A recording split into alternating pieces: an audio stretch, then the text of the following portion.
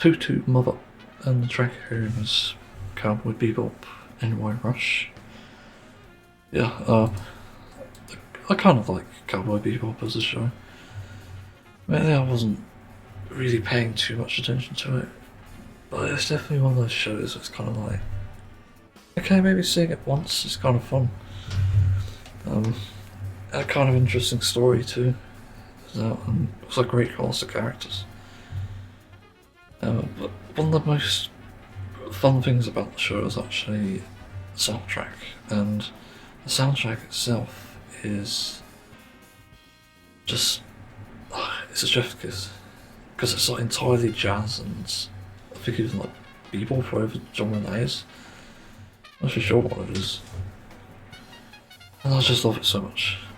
There are quite a few tracks I like from it, and this was one of the ones that actually took my fancy actually. And I was meant to make a metal cover of it at some point for some reason, but I don't have it here. I'm not sure what exactly happened there. It's not on my list anymore. Maybe I siphoned through it or something. Siphoned, is that even a term? It's now. Yeah, like, I genuinely like the soundtrack. It's just something about it is just so good. The fact it's jazzy and it's just interesting. Obviously, the chord changes, the key, almost key change, I believe. Just makes it so good. It's actually kind of crazy. Not really sure what else to say in this. Just decent instrument variety. Yeah, as I said, just jazzy. That's the biggest thing to like about it. Yeah, I don't really know what else to say, to be honest. It's just very good. So let's move on to the first topic. Well, this is going to be a big episodic saga. I said saga. Also I said sword. Anyway, it's funny the episode I sword in it. What the fuck? Who noticed that?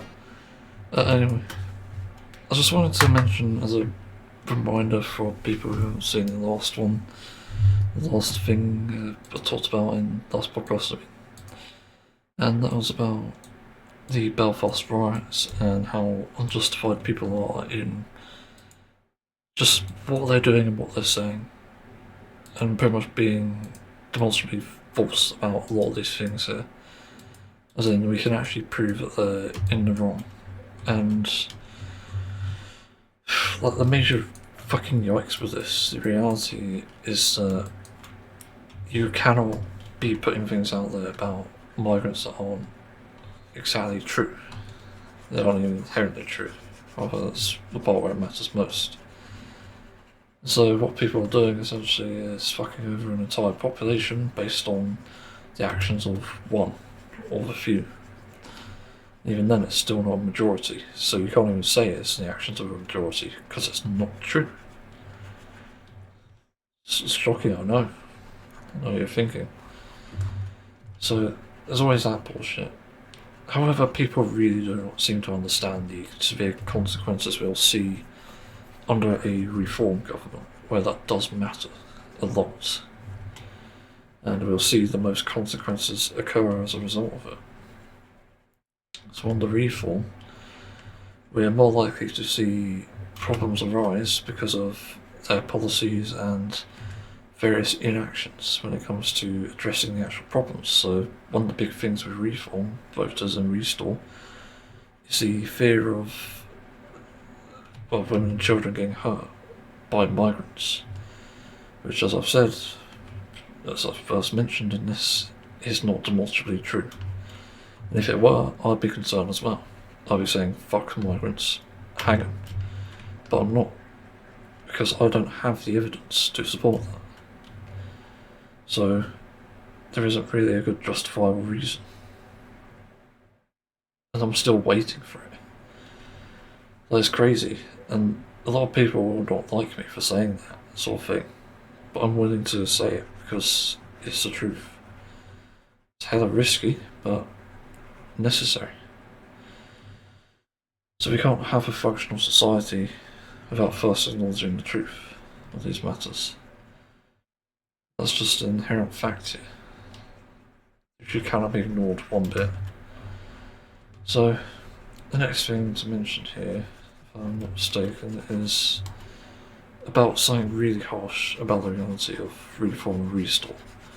And that is how we're headed towards societal collapse, or even psychological collapse, not so as a knock-on effect. And this can be found in the various policies that they have. So, what I'd like to see content creators do now is explore a way to simulate this very society and see studies on this, because as it currently stands, the way that the world is going seems to indicate that societal collapse is literally going to happen. It's on the rise, it's not avoiding us at any point soon. And with that, it means we won't see a just world or a just society. But when you run the simulations, you start to see, based on the policies and based on the studies that we also see studying this weird phenomenon with societal collapse, you'll start to see issues like, as I've written down here, healthcare being broken. And societal collapse in general just means that society doesn't function. So it is like a lawless fucking world, which is worse for women and children, by the way. So when it's lawless, it means that anyone could commit any crime, and it's down to the people to police them. Yeah, shocker in there. But you know, that's one of the problems, but there are more. We'll have a broken housing system, so that means there'll be more homeless people, and even worse, like rent and stuff, and even no chance to buy housing. That's not going to happen under a reform restore government. That can't happen, because their policies don't really reflect that of people of the working class. And that's very much demonstrably true. In fact, I'm pretty sure they have a manifesto online where they've mentioned this several times. So it's worth reading. But what else? I've written down that migration will not change despite all the rules enforced and all the deportations. And this is very much a factor, because if you actually want to change migration, you instead put Britain first. That's how you change the migration status, and weirdly enough, I think the most real and proper anti-migrant parties out there are the ones pushing for a wealth tax and putting British people first. Whereas Reform and Restore do not serve to do any of that, so we cannot realistically expect Reform or Restore to listen to the pleas of the many. That just doesn't exist. So that's another problem we'll have to address, and in the US specifically, where this is literal societal collapse in full motion and political collapse for matter, we are already seeing that it doesn't change migrant numbers. It still keeps migrants coming in and doesn't dissuade them. There's no fear-mongering tactic or scaremongering that changes a migrant's mind when they come to the country. And even then, deportation doesn't even lower the numbers, because guess what? They're getting in other ways. And it doesn't matter to them the risk. They'd rather be in a fucking migration camp than out there trying to find a fucking home. Even with all the risks involved in a fucking detention centre. It's just insane. This is exactly what I mean. There's too much risk involved. This shit cannot be ignored. It's very much a fact. In the US, it hasn't worked out because, again, the numbers are still high. There's still migrants out there, and ICE is just causing a lot of issues. They've been branded a terrorist organisation, not just by the public, but I'm pretty sure by professionals as well. People who've studied what corruption is and how it affects people. So, this cannot be ignored. It's no simple matter, however. We have to acknowledge this.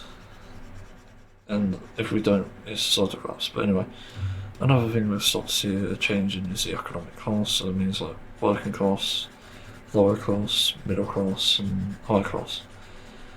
So far, it seems like the ones that the governments and oligarchs and the billionaires want is they only want to see essentially billionaires at the top, the rich people at the top.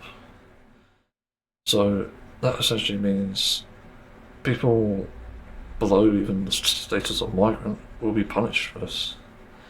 They'll be punished for being poor, for being middle class even.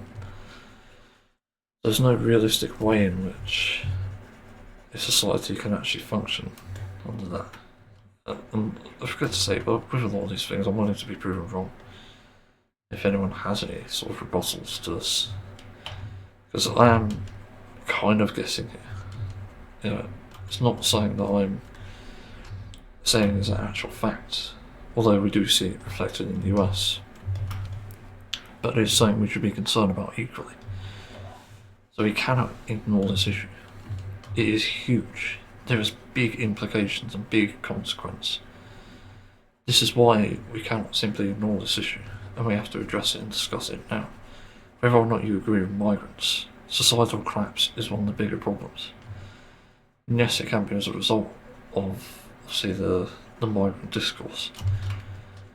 But I'd argue it's more important to make sure we have a roof over our heads than whether it's about the fucking migrants. Like, honestly, I'm starting to not even care about migrants. Like, no offence to migrants, I think they're fine. But it's at that point where my narrative is shifting from defending migrants to attacking fascists and misinformation, both equally good causes, and it's very much being demonstrated on a day-by-day basis. Of course I fucking care. This is ridiculous. But then we have to address the other thing after economic class being obviously dismantled, and that is the media and the narrative being controlled by the oligarch, which is already happening in the US. That's why the Fox News is influenced by Trump. He's pretty much bought it out, and they're saying all these nice things about Trump, like, oh, Trump is great. Seriously, this is where we're heading. It's where they can only say favourable things for a specific political party or, as I said, the oligarch. That's one of the massive problems here that we'll have to face on with these issues, on with the former issues. But this is the society that Farage and Rupert Lowe want. And people have to keep this in the front of their heads, because if you don't, and good luck, you won't see a society. But as I said, this is a big warning. And the thing is, we've already seen the broken media as well. So media already falling for utter chaos, and even those that were previously trusted sort of devolving into utter chaos because of the controversies that's happening in the UK. But you know, this is a big problem. This cannot simply be fucking ignored. We're going to have to face these issues head on, as it currently stands.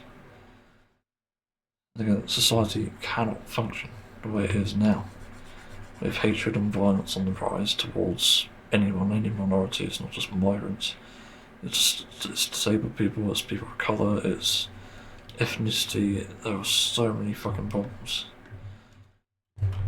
Like, come on. If we work together or we work to die, that's it. Those are the only two options here.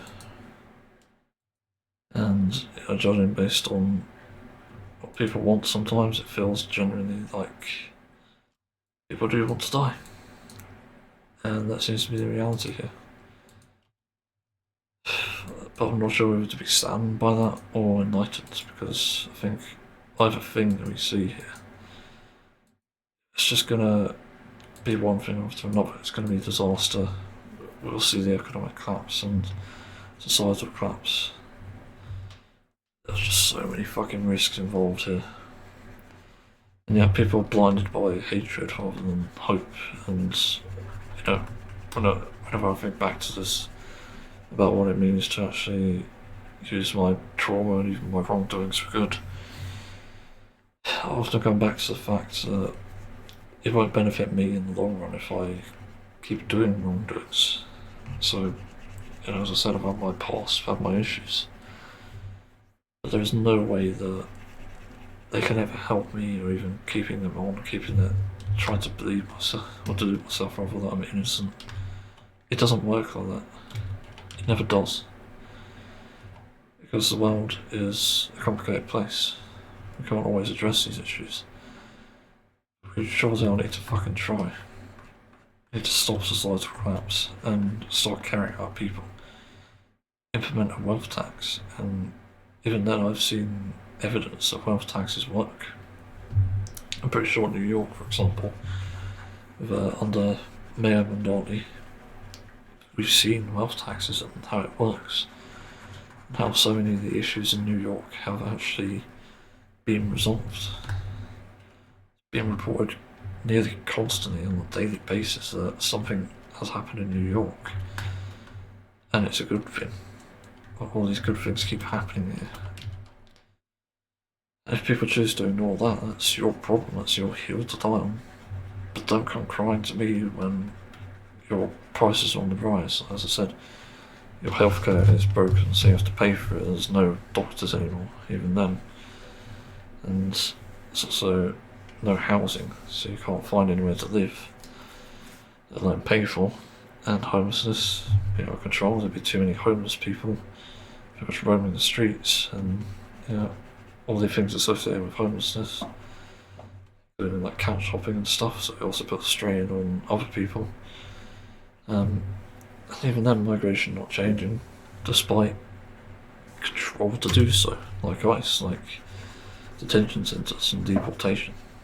But it doesn't change anything, because it never did. It's not how it works. There's no realistic solution to migration, unless we somehow discover portals that take no energy. I refuse to believe it. Even then, if we do find a use for migrants in those sick cases, and there is proof actually that Elon Musk unfairly tests Neuralink on fucking migrants, which is insane. That's a crazy claim, to be clear, but I do sort of believe it in a way. Then it's not going to either way. It's not going to benefit us, it's going to make us worse, and make us more divided as a result. But other things, economic collapse, we'll see that, because nobody can afford anything, and it'll be controlled by the rich and the wealthy. And then a narrative that's so broken that everyone believes what they say. Pretty much already seen this in Israel, actually. I think that sounds quite obvious. That I'm like 90% sure that Israel are being controlled by the government in terms of the narratives spread around the news, and sort of like media sources in the UK as well. We've seen that pretty blatantly. They don't actually do journalism here anymore. They just report on what Israel says. So they're not actually going to the front lines in Israel for like any of the wars, or even the genocide against Palestine. And that's just like a real-time example of this shit. I'm tired of this. This shit's just so... It burns me out. It's so boring, it's frustrating. It's just the same shit every time. That's kind of why I made a statement about how I'm not really interested in politics unless the next words that come out of your head is... come out your mouth rather, is that, I don't know, Keir Starmer is resigning, Restore or Reform Britain are gone. Or even Trump being dead.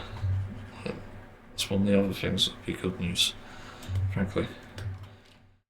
As it currently stands, that's not happening. So, yeah, so long as people stay in the dark, heads buried in the sand, and they pretend that there's this magic wand solution again about making migrants disappear, making their wealth go up, making their society safer, then I don't know. It's just so hard to fucking predict anything now.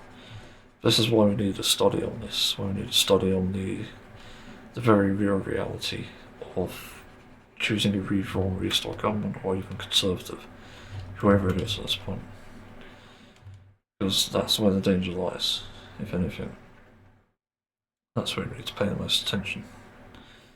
obviously make people aware too. So, yeah, I don't really know what else to add here. To be honest, it's just fucking tiring. So yeah, I think I shall move on in a sec, just finishing this bit of artwork. I want to keep being productive with my time. Yeah, instead of writing, I'm doing artwork. And that's more than those fascist cunts will ever do. In Belfast. Yeah, take that, bun. We can't go to the NHS. Oh wait! You deported all the migrants. So now you can't go. Ah, and it's privatised as well. Big win for me then. Or just really for anyone with a fucking brain in their heads. Anyway, let's move on. Okay, so one last thing before I move on to a positive topic, at least I try to. So, yeah, where do I even start this? What the fuck even was I going to say? Oh yeah, the mental health, that's it. For some reason I blanked briefly and then came back. It does genuinely feel like I'm experiencing just so many mental health problems as a result of the way that just everything's going in the world. Like actually an insane amount. And I just feel so completely frustrated and also just defeated in a way by this because it's so fucked. Like everything going on at the moment is just so super fucked. It's just unbelievable amounts, and I'm also feeling the brunt of this in that I'm getting so stressed out that I don't even know how much I'm going to last for here. Because it sort of means that I may even just end up being like in hospital because I'm just so close to having a fucking heart attack. But the amount of stress that I feel isn't because of my real life situation, but more because of the political climate and the vulnerability in my mental illness. Because I think my current situation as it actually currently stands, you know, my house at the moment is generally okay. I don't think I can actually floor it that much. But it's a real issue when everything around me is causing problems here. Much like these issues with the protests and Jesus, whatever else it is at this point. It's an unbelievable amount of pressure and stress. And I saw something even more disgusting, which just really bothered me about the way that people are using the violence in Belfast. And apparently the victim of the knife attack is autistic, which really hits hard because being an autistic person myself, I couldn't imagine the fucking horror there. It's actually pretty insane. Apparently the guy had gone through some bad shit with some gang or something at a certain point had been tortured in his flat. I think he's like 39 or something. I could imagine it's fucking horrible. And this situation no doubt doesn't fucking help, and yeah, in a way I'm on the side of like behead this fucking migrant cunt, but I'm not on the side of again attacking all fucking migrants. Because it's just fucking ridiculous. We don't even know the motive yet, and people's outraged by it already. But even then, I'd have to decide based on the motive here, because it's also kind of dangerous to even say something like I just said there about again beheading someone because, you know, they're something fucking inherently evil. You know, something needs to be done. That much is obvious. But I just hate the fact that people are now starting to use this as an excuse against migrants, saying that migrants will target autistic individuals, which again is such an absurd fucking claim. because it has to be proven. I'm an autistic person, you fucking cunts. Like, why aren't you asking my opinion on this either? It's absolutely insane. And yeah, like, I'm pretty much losing my cool here because I'm so fucking fed up. And obviously, I'm someone who pushes for peace, but peace isn't always an option, especially when we're fighting for it. You know, fighting for it itself inherently means there is a violent aspect to it, meaning we can't always solve it peacefully. Like, it's just fucking insane.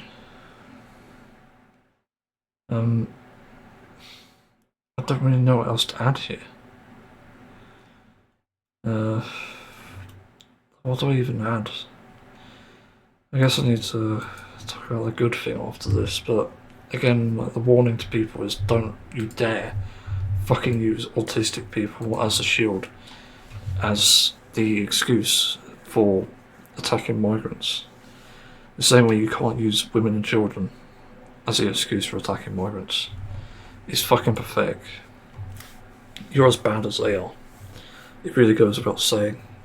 And when that embarrassment from last year in the United Kingdom, when you deplatformed a woman who had been sexually abused by British people, mainly men obviously, it was men in her case, but I'm sure it was others, but you know, it was by them. And they wanted to deplatform her because she was talking about something that didn't even mention migrants once. And they didn't like hearing that a British person had done this, which really said a lot. Instead of a reaction of, oh, so sorry for you, we will try to do better, they deplatformed her. They took her off the fucking stage by force. And she called out this bullshit. And, you know, there's statistics out there. Like, I could even probably look this up. Like, how often do British people commit rape crimes? Because it's probably out there. Sexual offences in England and Wales Office for Nation Statistics. So the crime survey for England and Wales provides the best measurement. Estimated 1.9% of people, 3% females and 0.7% males aged 16 and over were victims of sexual assault in the year ending March 2025. This equates to around 900,000 people, and that includes 739,000 women and 162,000 males. Yeah, that's victims though. But, you know, this is an insane amount, and given that every one in, like, how many of these are by migrants, it's not even making any sense. People who've had attempts of it, which is unfortunate. Is there even anything about nationality here? There's some national statistics.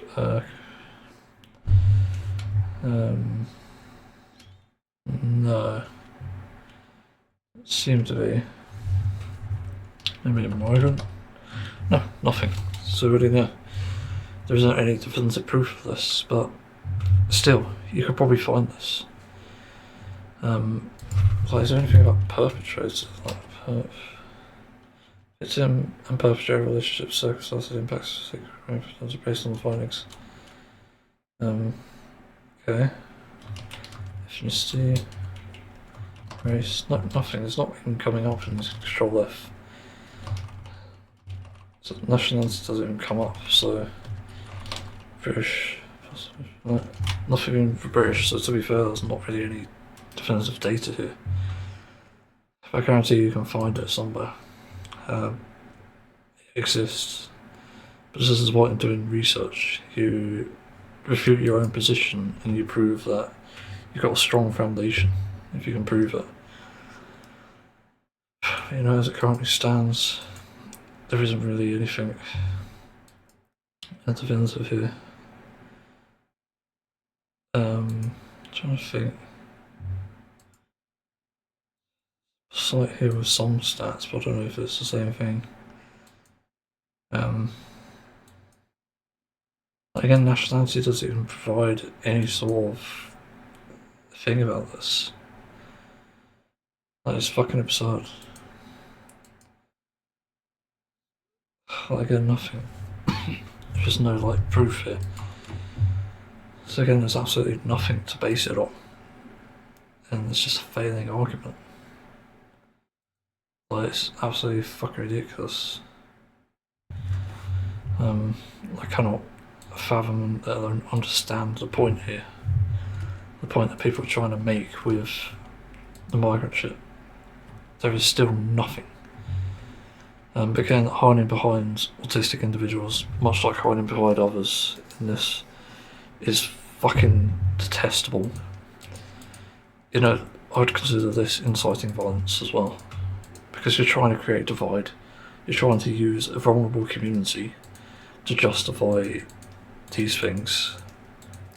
To justify anger and hatred, the violence towards migrants, which we haven't even demonstrated are even inherently evil. So, again, you've just failed on two accounts here, and even then I'm sort of someone who's liable to sort of sue you for fucking putting our label out there, because that's what we have. We can't change it. Using that to justify the violence. You're getting us involved in a way.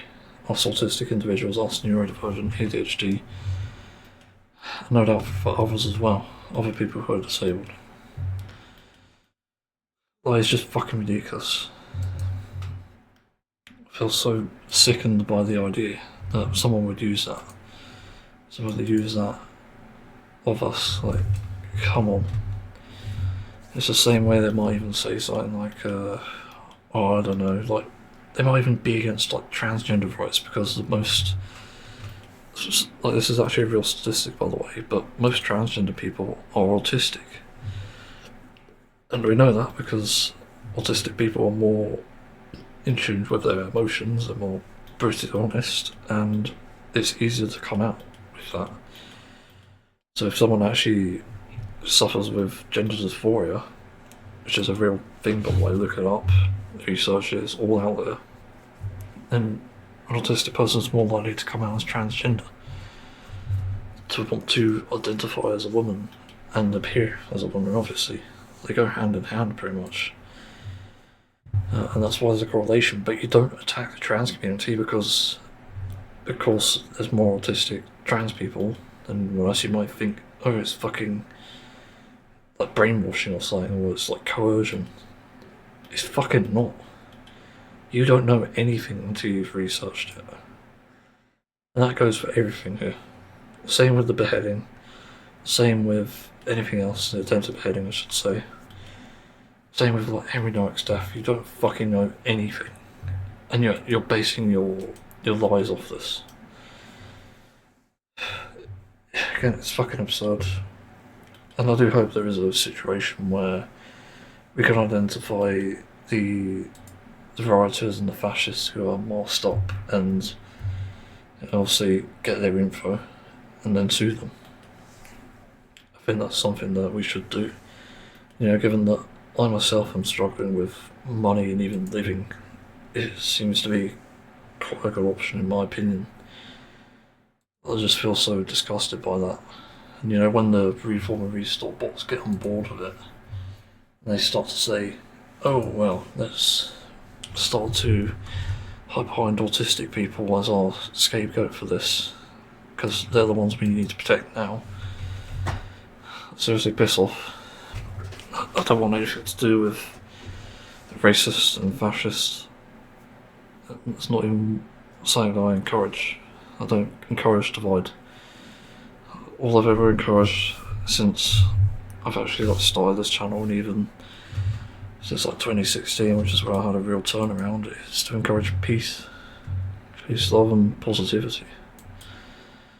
And that's coming from someone who struggled with that for most of my life. Through school I had the most positivity through my gaming experiences and a few friends I had. So yeah, I just hate that we're being used for that, for unnecessary violence, needless violence. and division.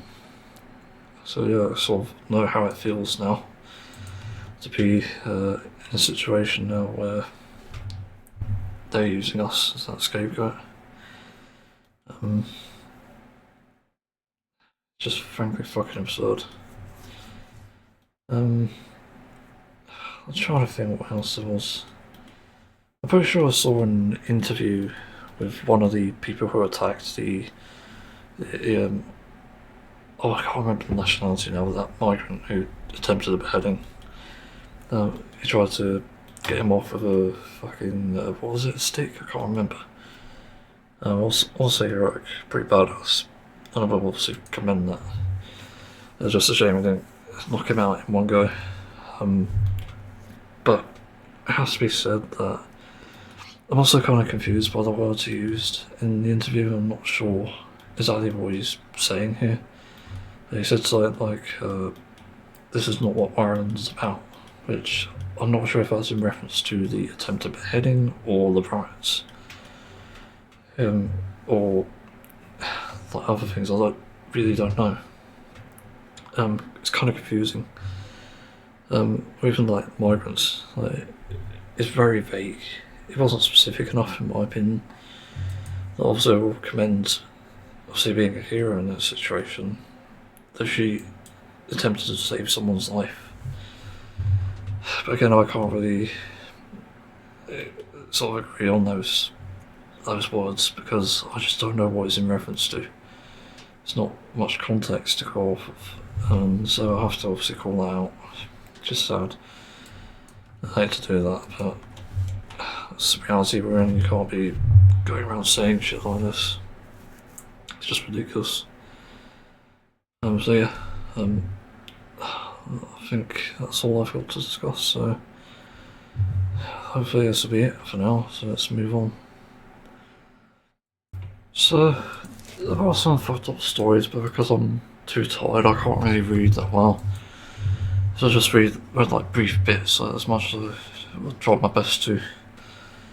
So Guardian released quite a few articles in the last 24 or 48 hours, and they're kind of interesting.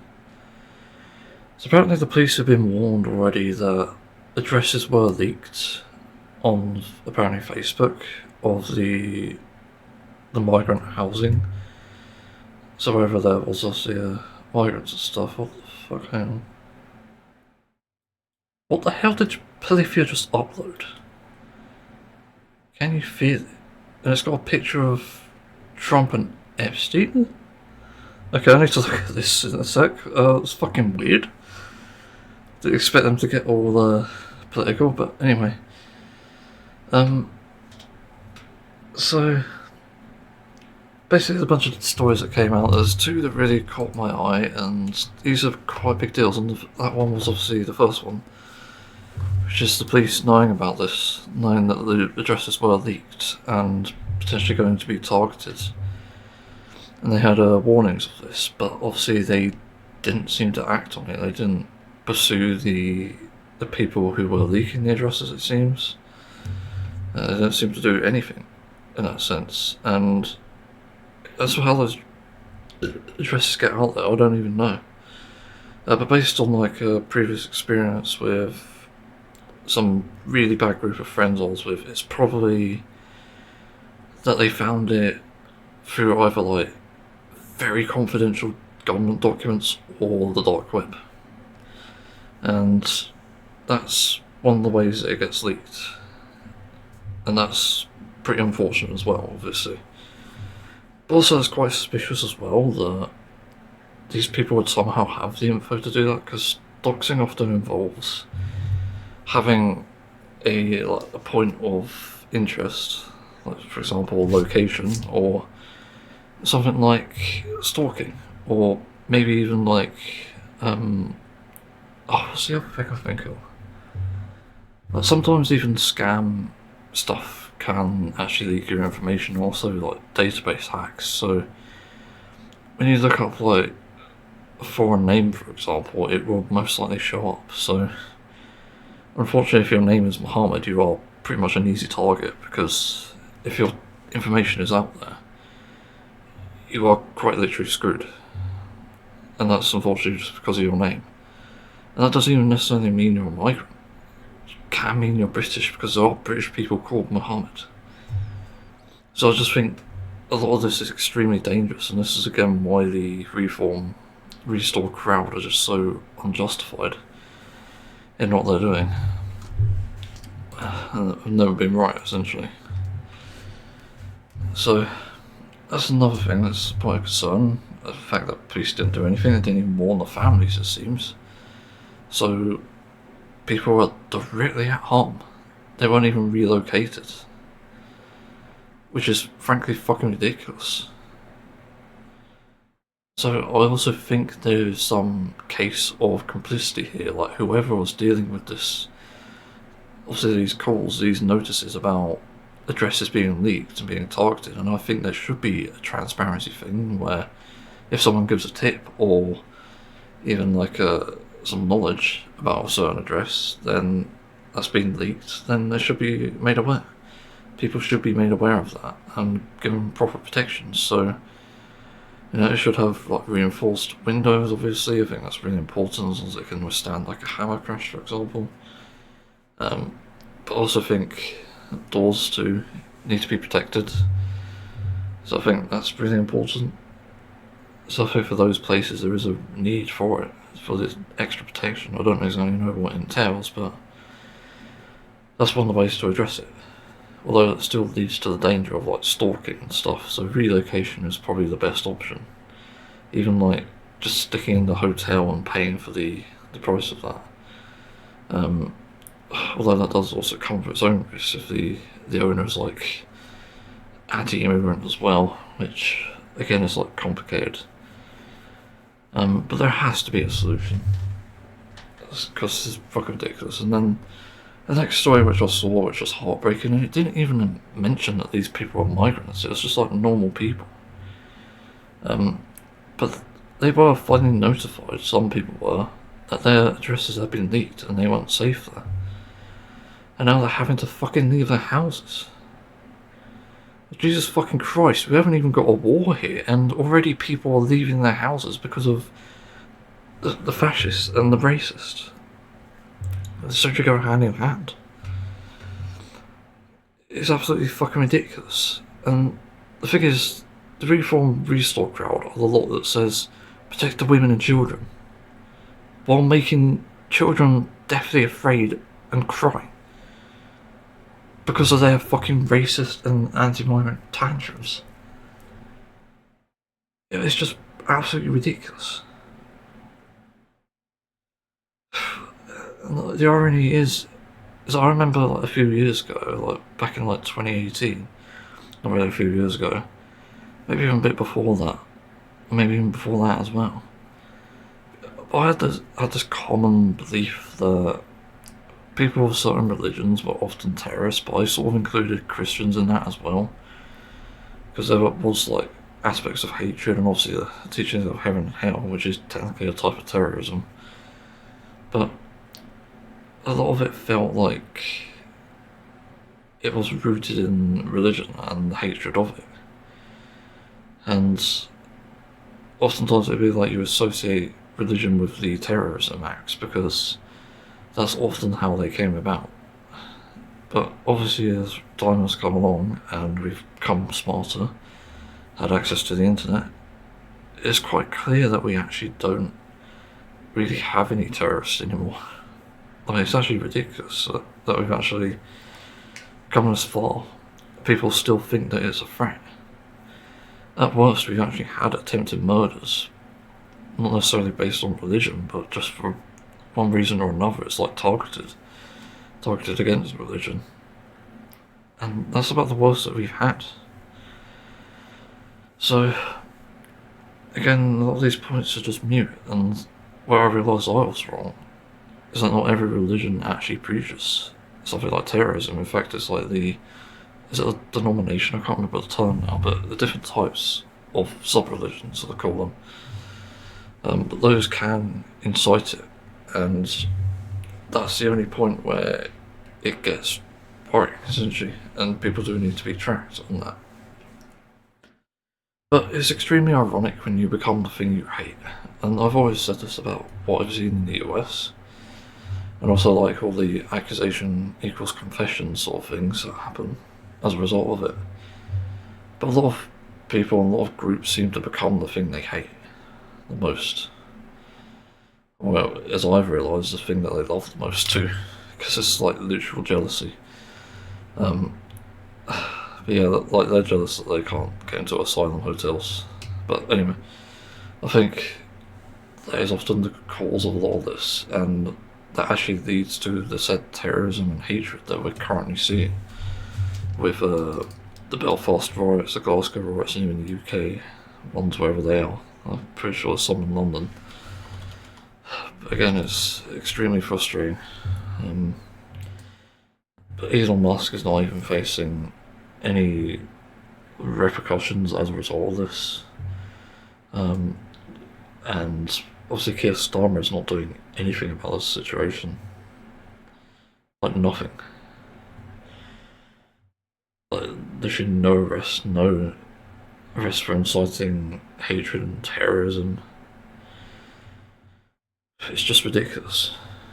Absolutely unbelievable. And knowing that there are people that literally obviously incite riots here, it's just, it doesn't make anything feel safe. There just isn't anywhere to feel safe, for that matter.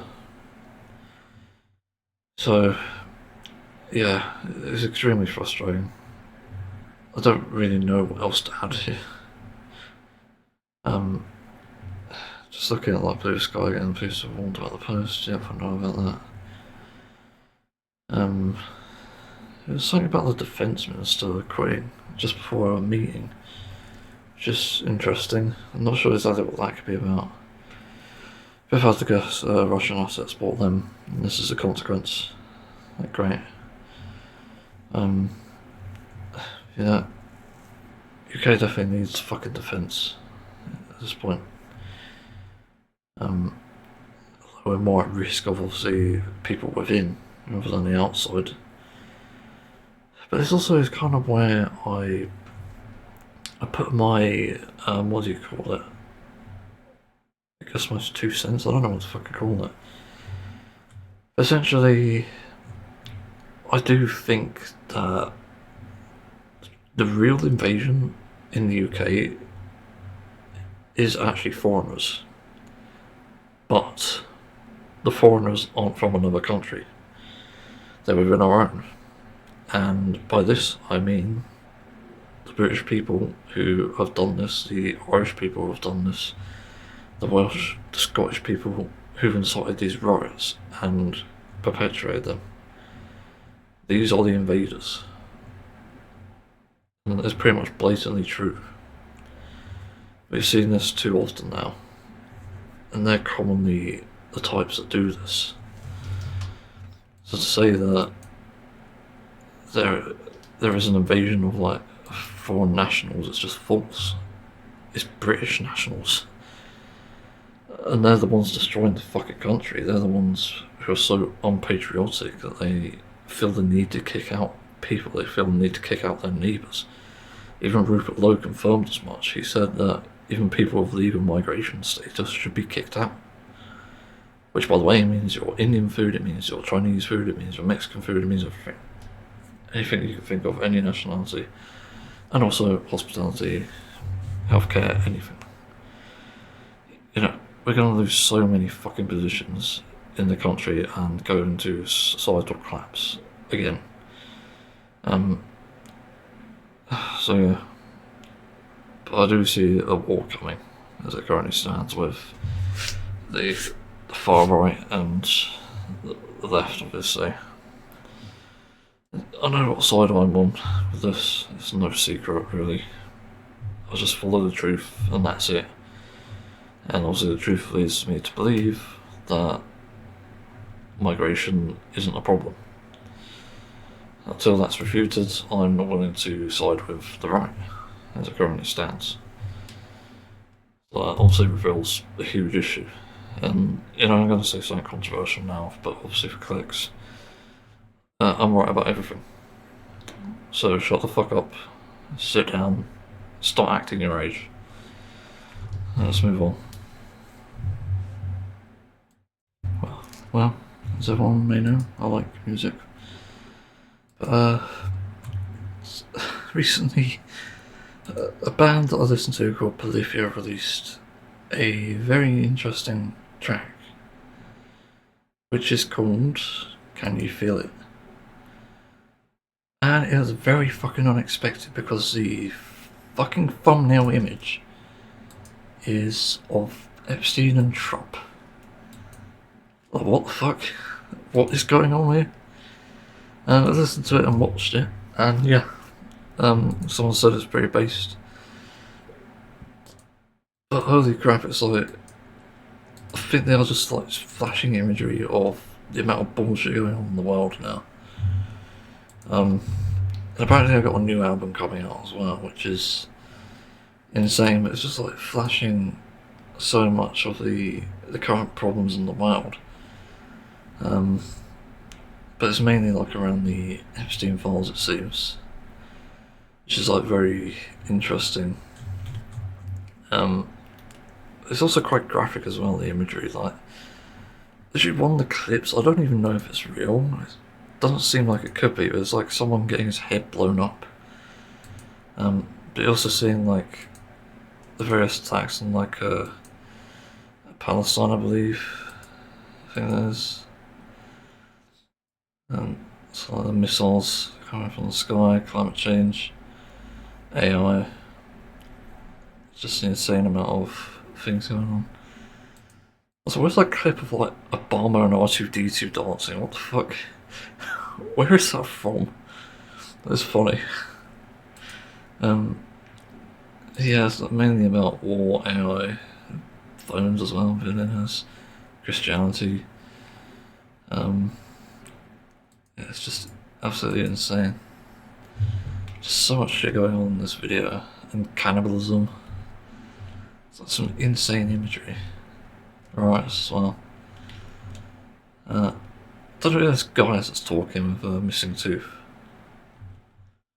What's that? It's a video of a gun. Wars are fought and won, not on battlefield, but in the minds of men. I didn't realise that. Yeah, I guess so. Yeah, there's like so much fucking wacky imagery in this. Yeah, I wasn't sure where it's going with this, like, imagery of like Christianity and stuff, but I don't know. But you know, it's certainly interesting. I'll give it that. It's certainly different for what it is. I just felt like mentioning that it's also just a very unusual thing for Polyphia to be putting out, although they did have their roots in metal previously. Fun fact, actually. They were like in sort of metal, and this is kind of metally. It's like a very mirror sounding track, like a fall. I think it's fall actually. Not too familiar with like subgenres. I don't really focus on it, to be honest. But it sounds a bit like that. And it's got quite an electronic / industrial sort of sound to it. But yeah, just felt like mentioning this. Somewhat interesting, very unexpected, obviously. Yeah, I wonder how long that's gonna remain up there for. But can I feel it? Who knows? I don't know, like, I had a tingling in my balls, but I don't no longer have balls. Well, I want to talk about something bizarre in light of obviously UK going to shit once again. But I don't think it's sort of a light topic anyway, it's sort of a good thing in a way. But it's crazy that things are so bad now that we're actually looking at how do I explain this? But we're even looking back on previous prime ministers and political parties for how much better they are despite being bad. And in a way, a lot of the things I think about, which really do sort of push the point home that we are in a terrible situation, is how so many of these things have actually been beneficial despite bad leadership. Now, obviously, we have like the COVID pandemic, which was handled horribly. We know that, but we've also had some positives, like we've kept benefits. We've had obviously better migration rules, which not a lot of people will admit. But honestly, there have been improvements over the years. It's just the problem is you can't really do much anymore now because everything's so shit. And the way obviously I view it now is the world feels like it's at a point, a tipping point, where riots are going to be commonplace, political violence are going to be commonplace, and the things that previously made our lives better are probably going to disappear. I just think that's going to happen quite soon, rather than obviously later. But basically, I think about how I'm pretty much grateful that it's obviously kept me alive for 29 years in Britain for the most part, and in somewhat reasonable conditions. You know, of living in a house, renting it. Obviously, I get money to support my potential like hobbies and future career, and obviously to live in a house as well, obviously, and keeping with like the economy, like get food and stuff and pay bills. So obviously there's all sorts of things to be grateful for under what leadership we have had so far. And I don't think there's ever really been a point in Britain where leadership has been good, in my opinion, because a lot of the tactics employed from, as far as I know, all the way back then, back when like Thatcher was a thing, is probably being employed now. Because all that happens in the media is literally, like, I don't know what to call them, blast pieces, or just trying to deface someone. Defame, deface, whatever. And that's all it seems to be anymore. So everything has changed for the worse. It literally shows quite blatantly. And I still think back to obviously when things were a lot simpler. Things were just, oh, you know, there's a worry about this, and then there's an attack here, and there's nothing. Nothing for a few weeks, as far as I know. Although I don't remember the bad things about lifting the ban on fox hunting, for example. Which is fucking ridiculous. Like, come on, we all know it's fucking barbaric. You know, we don't need it. Some people don't even think it is, so obviously force the footage of the dogs getting killed, and you'll see. Yes, they get shot in the head apparently. Zach Klansky actually shared this. It's like I can't remember who made the original post, but it's like showing the way that fox hunters treat dogs, and it is quite fucking horrific. They teach them to be absolute savages and then kill them in the end, and they're no longer useful. It's just, you know, extremely fucking wrong and sad. And yet we don't have more people talking about this. Ironically, the Reform Restore crowd fucking love their dogs, but clearly they don't view them as like, I don't know how to describe it. They obviously view them as like children, I guess, but it's not the same way that these rich cunts do, the fox hunters, the animal testers do, where they see the animals as a means to an end, I guess, or rather than into the means. I don't know. It's one of those. But obviously, where any rational human being would see it with animals is that they're family, they're friends as well. Like, fuck, you could have a friend who happens to be a dog. That's fine. That's normal. But it doesn't seem that way to like the Conservative Party, and that includes Reform and Restore, who are, by the way, Conservative. Shocker, I know. But they are. They are ex-Conservatives. We know that for a fact. So, what is it with people just doing this shit to make the UK worse? Do you even fucking realise what we had before you decided reform and restore by going to quote unquote solve your problems, as if the migration thing was the biggest problem we had? Well, I'm gonna say it, but you're fucking retarded. I literally think you people have literally intellectual disabilities that make you extremely stupid on purpose. Just gonna say it outright.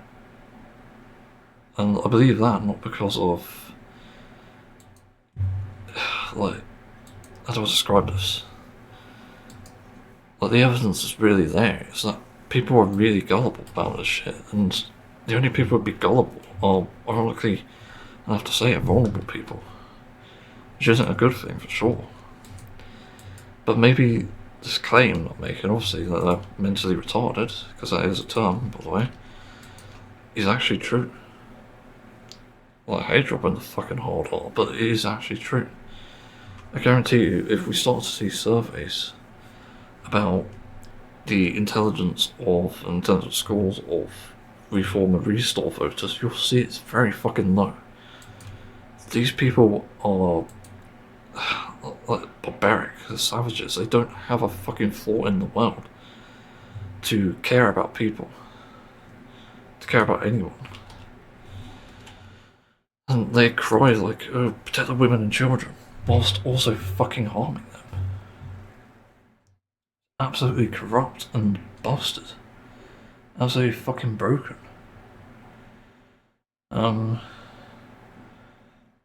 yeah, I don't really fucking get it. Trying to think what the answer is.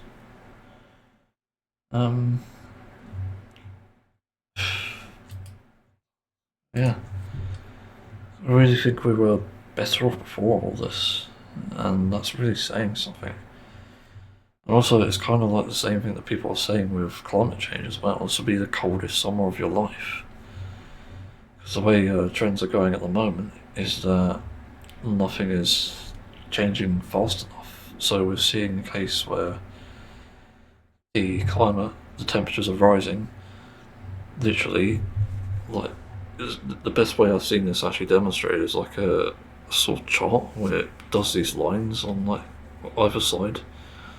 Like, you know, just a line chart actually, just very stupid, but it's basically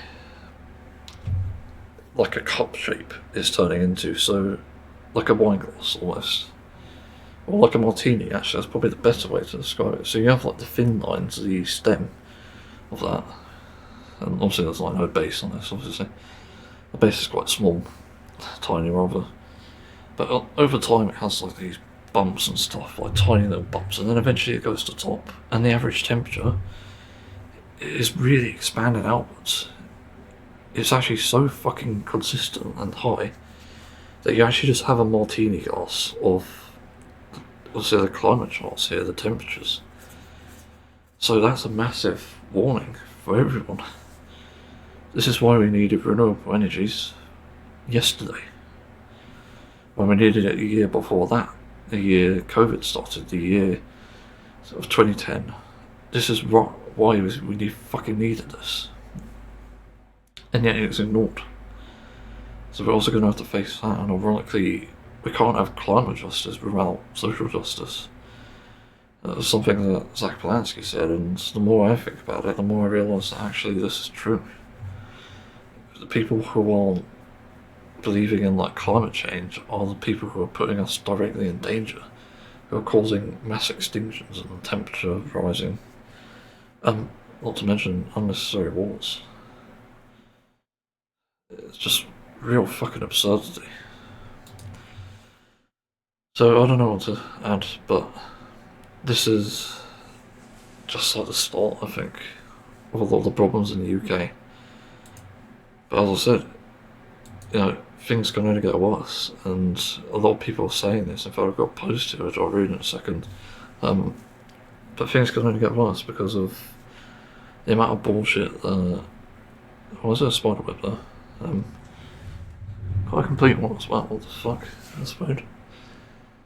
But literally, the world is so bad at the moment that things can only get worse. Trump can continue the war in Iran and cause new wars.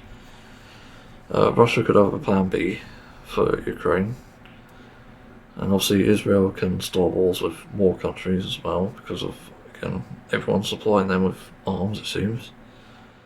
There's so many fucking ways this is going wrong, and same with people who are doing these riots, who are literally siding with the far right and the billionaires. And I have to mention this as well, because not many people mention it. But I literally do think some of that is motivated by fear of being walked over. As in, these people are themselves in a minority, as we've seen with many people in the closet being on the conservative side. But they're afraid of being walked over, so they play it safe by pretending to be on the right, which itself isn't good, obviously. That's why we're in so much danger too. It's like fear politics more than it is anything else. Like revenge politics is a big deal. That certainly happens, but I think fear politics is another thing, and that's certainly something that can happen and be very detrimental. So I also think that's why there's a rise, and why we're seeing that direct danger. So yeah, it's extremely frustrating. I genuinely do not understand where we even go from here. It's just annoying. So yeah, what does this post say? Someone sharing something, so it's apparently a threads post and saying, I don't think people in the UK are fully aware of what Farage's plan, if reform gets in, is going to be 1,000 times worse than you think. NHS gone, concentration camps, savage cuts, UK ice on the streets, dragging people they don't like that look off the streets, the armed forces involved in war crimes, and no social safety net. It's happening in the US. I'm a US citizen, living in the UK, so I am warning you. Yeah, that is a good warning. That is literally what's happening. And what did it say? It's just a sharing thing. But yeah, it's 100% true. I've said this before, it is literally what's happening in the US. And we're seeing the dangers of it. In fact, I'm pretty sure we've seen like multiple mass deaths because of cutting SNAP, for example, in the US. The food program that helps poor children. So that's another thing. They're trying to basically kill the bottom line off and only leave the top and the middle. See, the middle probably more important to them than obviously the lower class and the working class. Yeah, again we're seeing so many disasters. But in a way I sort of wonder as well, like, what the fuck even is the thing about how do we even get the attention of these people to say that they're being duped, they're being like completely fucking scammed and like conned about all this. I sort of speculated that someone, maybe a vigilante, will maybe hack a big platform like BBC or GB News and then post all this sort of, not propaganda, but actually real facts and stuff, like a really scary warning video, and that would definitely get news. Honestly, if someone does that, props to you. I wouldn't really complain, I wouldn't say it's a bad thing, even if you show like war crimes, like literally Israel attacking Gaza, shooting a child in the head, even shooting like people in Lebanon. There's so many ways that it just needs to be shown. And also just show the blatant corruption and stuff, show the Epstein files. Because I think that's really one of the big things here as well, that really needs to be done. You need to show the world what is really happening. Like, pull the wall off their eyes, unbury their heads in the sand, flash all this stuff up, and that will just get big attention. I think that's one of the biggest ways we can prevent a disaster, but that's, again, that's speculation. I think that's probably what's going to happen at some point. Someone will be able to do that. I know that because the world is so fucked at the moment. And now that everything's been coded by AI slop, it's going to be easy to reverse that because actual people who know how to code can also reverse engineer that and manage to find a backdoor. But you know, this is the danger of technology. This is what happens when Keir Starmer gets in bed with billionaires and the US. You start to get this crap that doesn't actually help us. And yeah, but as usual, heading towards that state, and the only way I see it changing is if people actually wake the fuck up. But that's only like if, obviously, because there's no guarantee, and there's still people who think that no, reform are right. The immigrants are a problem. That's not what Britain is about. But they're not even paying attention to what the fuck it could be with, like, how on earth we actually address the problems that we have. Like, what is it about immigrants that is so bad? That's what I want to fucking know. Because I just don't understand it. Like, why follow this up? What is so bad about immigrants, UK? Because I'm curious. Independent public position of the park. During back to migration. Immigration problem. Nope. What's driven Sky News? Okay. Let's see. Iceland immigration says Henry VIII. What the fuck is this even comparing? What? We documented it all the way since back then. Also, the chart only shows like up to 1%. Like 1%. I don't know, there's not really any quotes, but I could guarantee you though that the reasoning is often very light. It's very light, actually. That's the thing. It's not even a big, heavy thing. The evidence is so fucking light that it would just blow away in the wind. It's weak evidence. You see it with their excuse, like they don't like certain migrants commit crimes, and they use that as an excuse to just condemn them all. Which is ironic because British people have done the same thing abroad, and there's never been any fucking protests about them. It just shows how hypocritical people are, and it is a cover-up of like motives that people are hiding. And admittedly, I have my own, even in these stakes. Like, I have to admit that. But I realise it's not overall beneficial, and there is no way that it can guarantee me safety in those things, and that's a stupid thing, which is why I again called them mentally retarded. They don't have the intelligence level to be able to comprehend political discussion, discourse, and even voting. And that's why I think they should be stripped of their voting right. Ironically, I'm someone with learning difficulties and autism, and I understand this, which is a really embarrassing sign for just any reform and restore voter.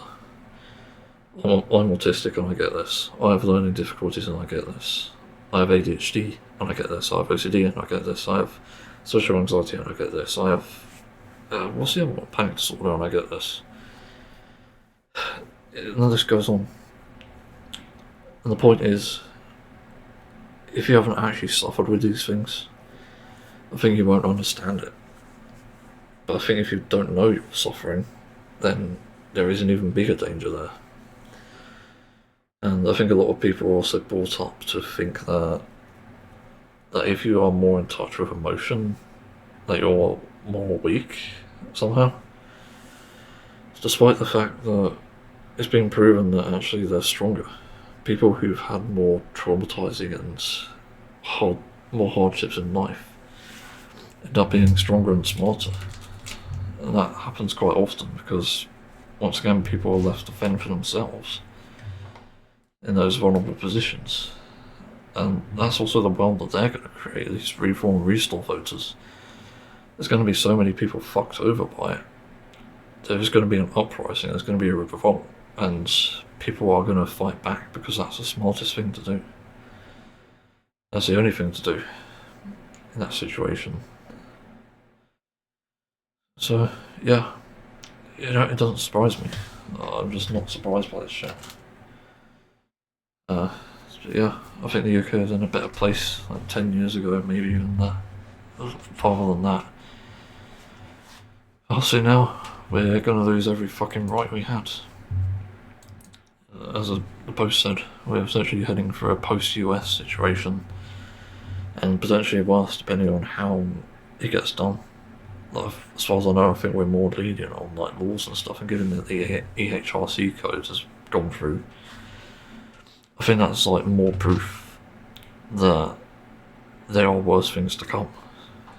I think this is like almost a tipping point, because that is what it is a crappy government and even crappier rules. The fact that nobody got to vote on it, as far as I'm aware anyway, it's just ridiculous. And you should be able to vote on things like this, because it is important. That's why we need to care. So again, there's like real danger here. So yeah, I don't know what else to add here. I'm just tired of this shit still. I just can't stand this conversation much longer. It's the same shit again and again and again. And I don't know, am I fearful of the future? Not really. I think realising that how things have gone obviously the last 20 years, I think there are probably worse things to come. But I think in my specific situation I'm pretty much safe as it is. Because if they change something, then they'll have to go through a whole legal route, because what they're doing is actually illegal, and I think it even breaks international law. So if anything affects me and the people I know, then that's going to backfire on them heavily. So in a way, it could even transform the government. You never fucking know. Yeah, I'm not really fearful of like fascists and stuff, or even riots, because I'm pretty much strong enough to handle that. It's just more that I'm fearful for others. Like, empathy is a really big thing in autism. It really dictates how you feel and how you think. So that's important. Yeah, I don't really have anything else to add. So I shall move on in a second. There we go. Oh man, the Taskmaster Series 21, fucking hell, is still going. It's actually kind of insane. Although I don't mind that, to be fair, because it is actually good. But I will be honest, it is sort of slowing down a bit in terms of fun factor. That's basically the main reason I watch it, to be fair. It's just mainly for fun, and it's a comedy. It's supposed to laugh, and yeah. There certainly are moments in this series with I need to actually look at the names again. Taskmaster Series 21 cast. Protestors revealed on their site. Amy Glasgow, Armando Iannucci, Joanna Page, Joel Dommett, and Camille Nanjiani. Yeah, a very interesting lineup, but obviously I don't know any of these people. It's always funny when I don't actually know any of the people here. I just don't know what they've worked on exactly, and it doesn't really matter either way, because it could still lead to a great series. Like, obviously I've never heard of what's her name? Oh, I forgot. There's a great comedian in one of the other series who had cerebral palsy, and she's great. Trying to think.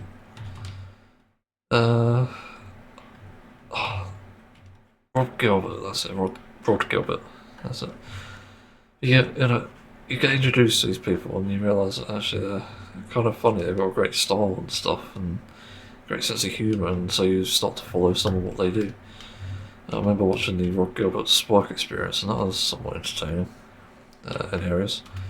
Some frustrations, but it was mostly good. But yeah, like some personalities you can get on with, and others not so much. It's pretty much the same series, I think. I think everyone's a bit more chill, except I wouldn't say except really.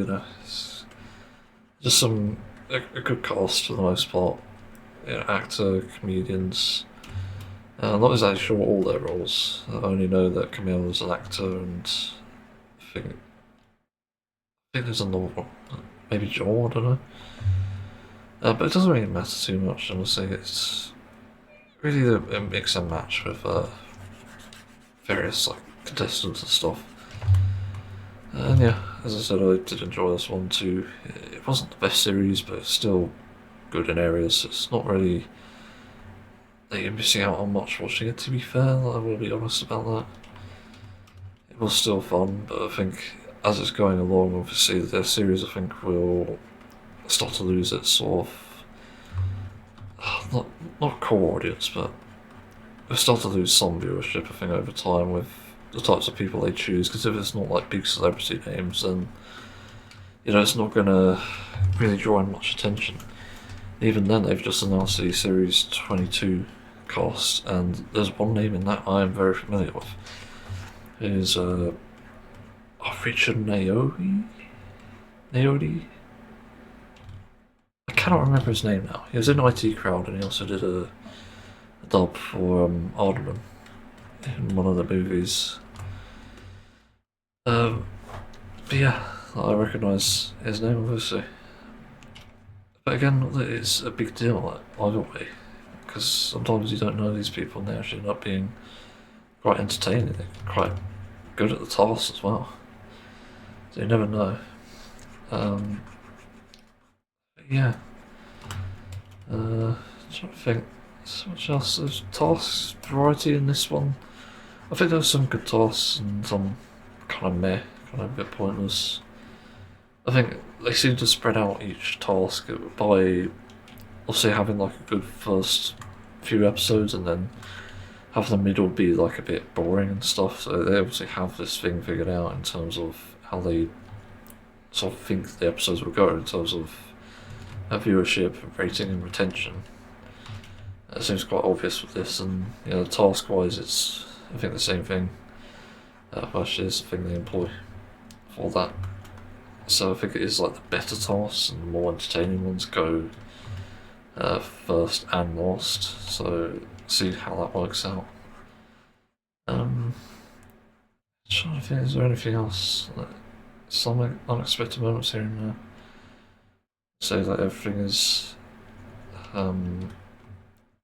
it's just more Taskmaster really. There's not really much else to say on this, I don't think.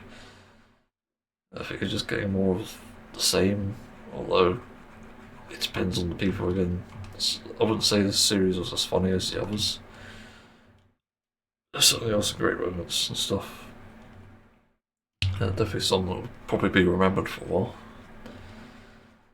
So, yeah, I don't really know what else to add, to be honest. Just one of those things. It's another series, another day. I don't think that's how the saying goes. That's what I would recommend it actually, is another thing, I guess. Because I think if you're like a Taskmaster nerd, then I think you probably will like it, obviously. But I think for certain people, it depends on the people who are in it instead, so it becomes something else entirely. I don't know, I think if you know some of the names, it might be worth watching. If not, then probably not. But either way, it's just kind of interesting. It's just another series, and that's that. Although series 22 may be quite promising, because again, I know Richard and Naomi. Sorry if I butchered the name. I'm not good with names, trust me. I've accidentally mislabeled people before. But yeah, so that's Taskmaster. That's that. So let's move on to another topic. I hate to be talking about politics again, but it reminds me of a thing I heard quite a while ago. I can't remember who said it. Whether it's someone I know or it's just in public, I can't remember. Or just a comment. But I remember it saying about people wanting to shoot protesters because of, well, the fact they're protesting.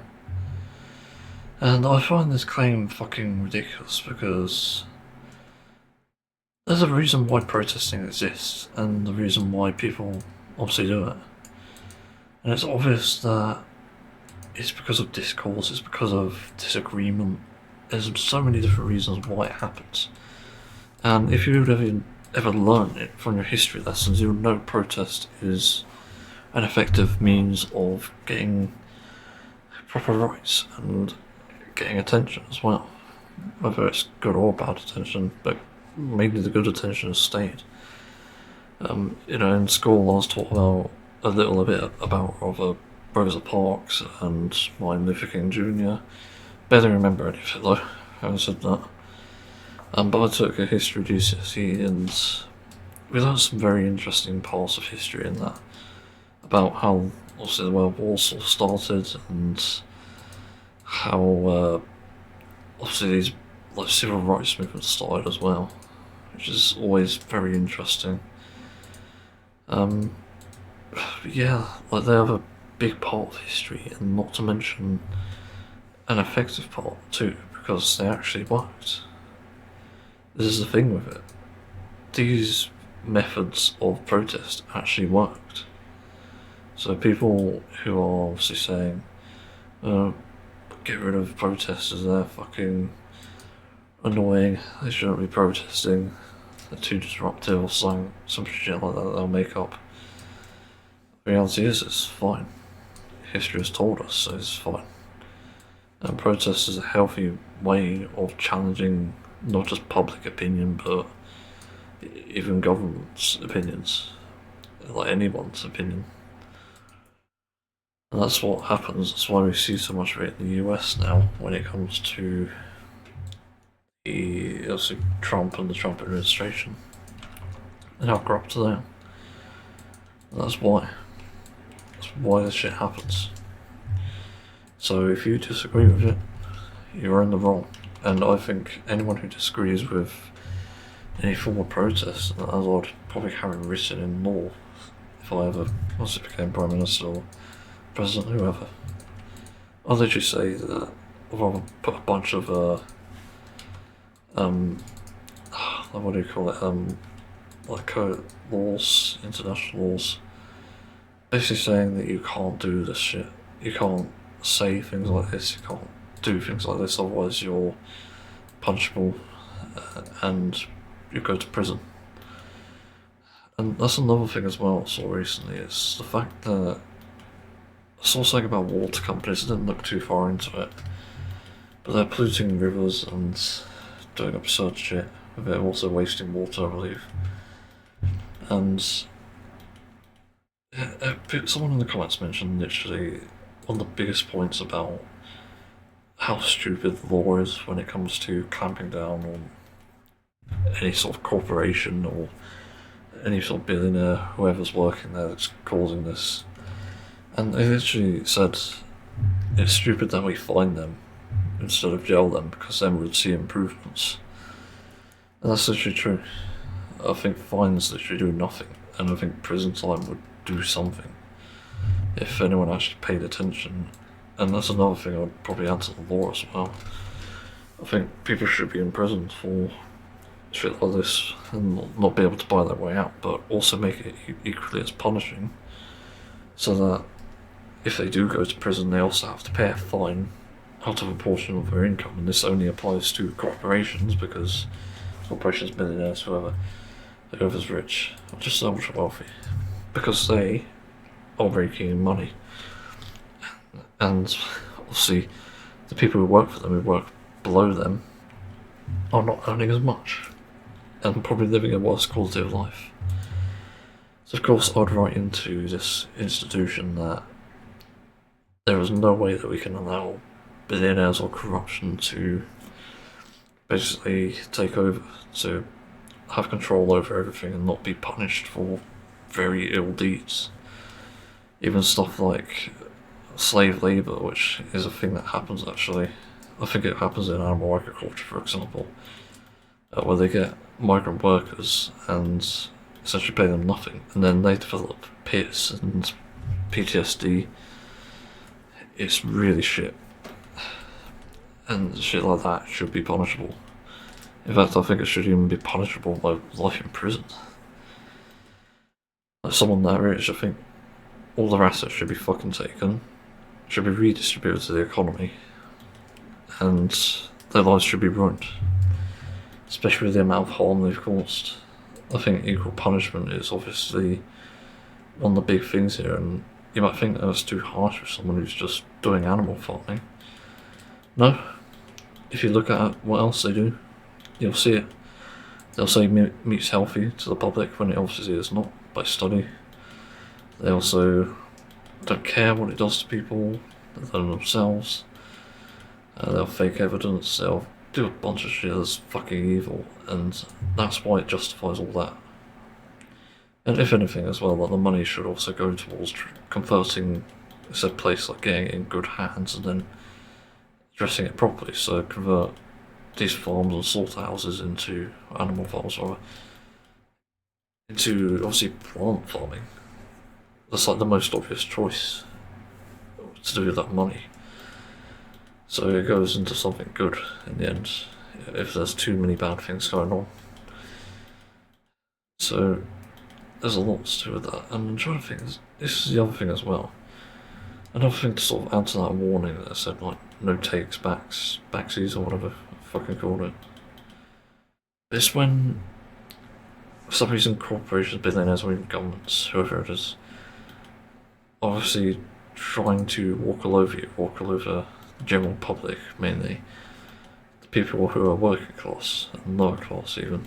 People who are homeless as well. And my warning there still is relevant. However, people need to understand that with that warning as well, you also have to understand how crucial everyone is in these sectors. You know, to get animal products, you literally need working class people. So you can't even have them without the working class people. You can't even have paper without the working class people. You can't even have devices without, again, working class people, and unfortunately slave labour, but yeah, that's something I would address too in the future, if, again, I was in charge.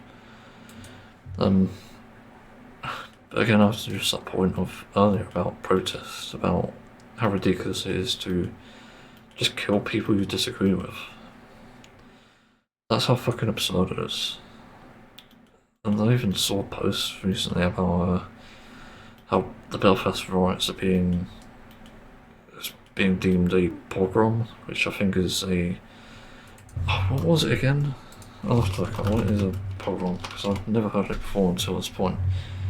A pogrom is a violent riot that incites with the aim of massacring or expelling an ethnic or religious group, usually applied to attack on Jews. So yeah, basically anti-Semitism, I guess, but it's en masse. But I don't know if it is a pogrom then, by that definition, so it's kind of wrong in that sense, so I don't really agree with Zach Plasker there. But it's a riot either way. That much can be taken away from the Belfast riots. You know, if you suppress everyone who protests, including those who you disagree with, you're not really doing any favours. You know, if I was like Prime Minister at the moment, somehow, I mean hopefully, then I'd look at the protests like Palestine Action and I'd act on it properly. I wouldn't be fucking arresting people. I'd say, I'd rather have a conversation with Israel, for example, say that these practices are inhumane and they are causing disruption in our own countries, and, you know, have a discussion from there to reach an agreement so that we don't need to fucking have these protests. And if they say no, then that's their problem. I'll just distance myself, like, fuck the trading. That can just go on the back burner, because it's not worth all this fucking trouble. Even then, there's no point in arresting protesters unless they serve a real danger, which sadly you can actually prove in like Reform and Restore and United Kingdom and stuff. But that's ridiculous. But let's say it is like United Kingdom, for example, doing the protests as well. Yeah, if I was in charge, I'd allow it. Simply because people are entitled to their own opinion. There's no point in suppressing it. And it's healthy to even have those opinions. If people can refute it or even counter-protest, in order to get people involved in that, like police, authorities, then that's all good. There's genuinely no issue. But obviously where it becomes an issue is when there starts to be obviously fights breaking out and literal violence. As though I'd start clamping down on it, as we've seen now with riots and constant disruption, but I'd start to take away their right to protest by putting them in prison. Simply put, and also building more prisons, obviously, because currently I can't support that many, but there'll be a way. I'd even make just like prison tents, I think, and make that a reality, because it's frankly fucking ridiculous. This shit shouldn't be allowed. When protesting is done through, obviously, like the means of Elon Musk and, well, it's not really protesting, it's inciting a fucking riot. But Elon Musk, Nigel Farage, and obviously Rupert Lowe, who I'm pretty sure are all in this together, and same with Tommy Robinson. I'd also put bounties on their heads to get them arrested for other countries. So if another country can apprehend them, including our own, then, they'll be rewarded quite well. Because, frankly, this is fucking bullshit. They shouldn't be allowed to roam free like that, to be just running their fucking mouth, inciting literal violence and death. It's genuinely wrong. I'm okay with an opinion. You could say something like, I don't agree with migrants here. Fine. Prove it. But it doesn't really change much. Especially if you can't prove it. So, obviously this is something that needs to happen. It's like the forewarning to that. When you are literally taking it too far, again, inciting violence and hatred, you've just lost the argument. Simple as.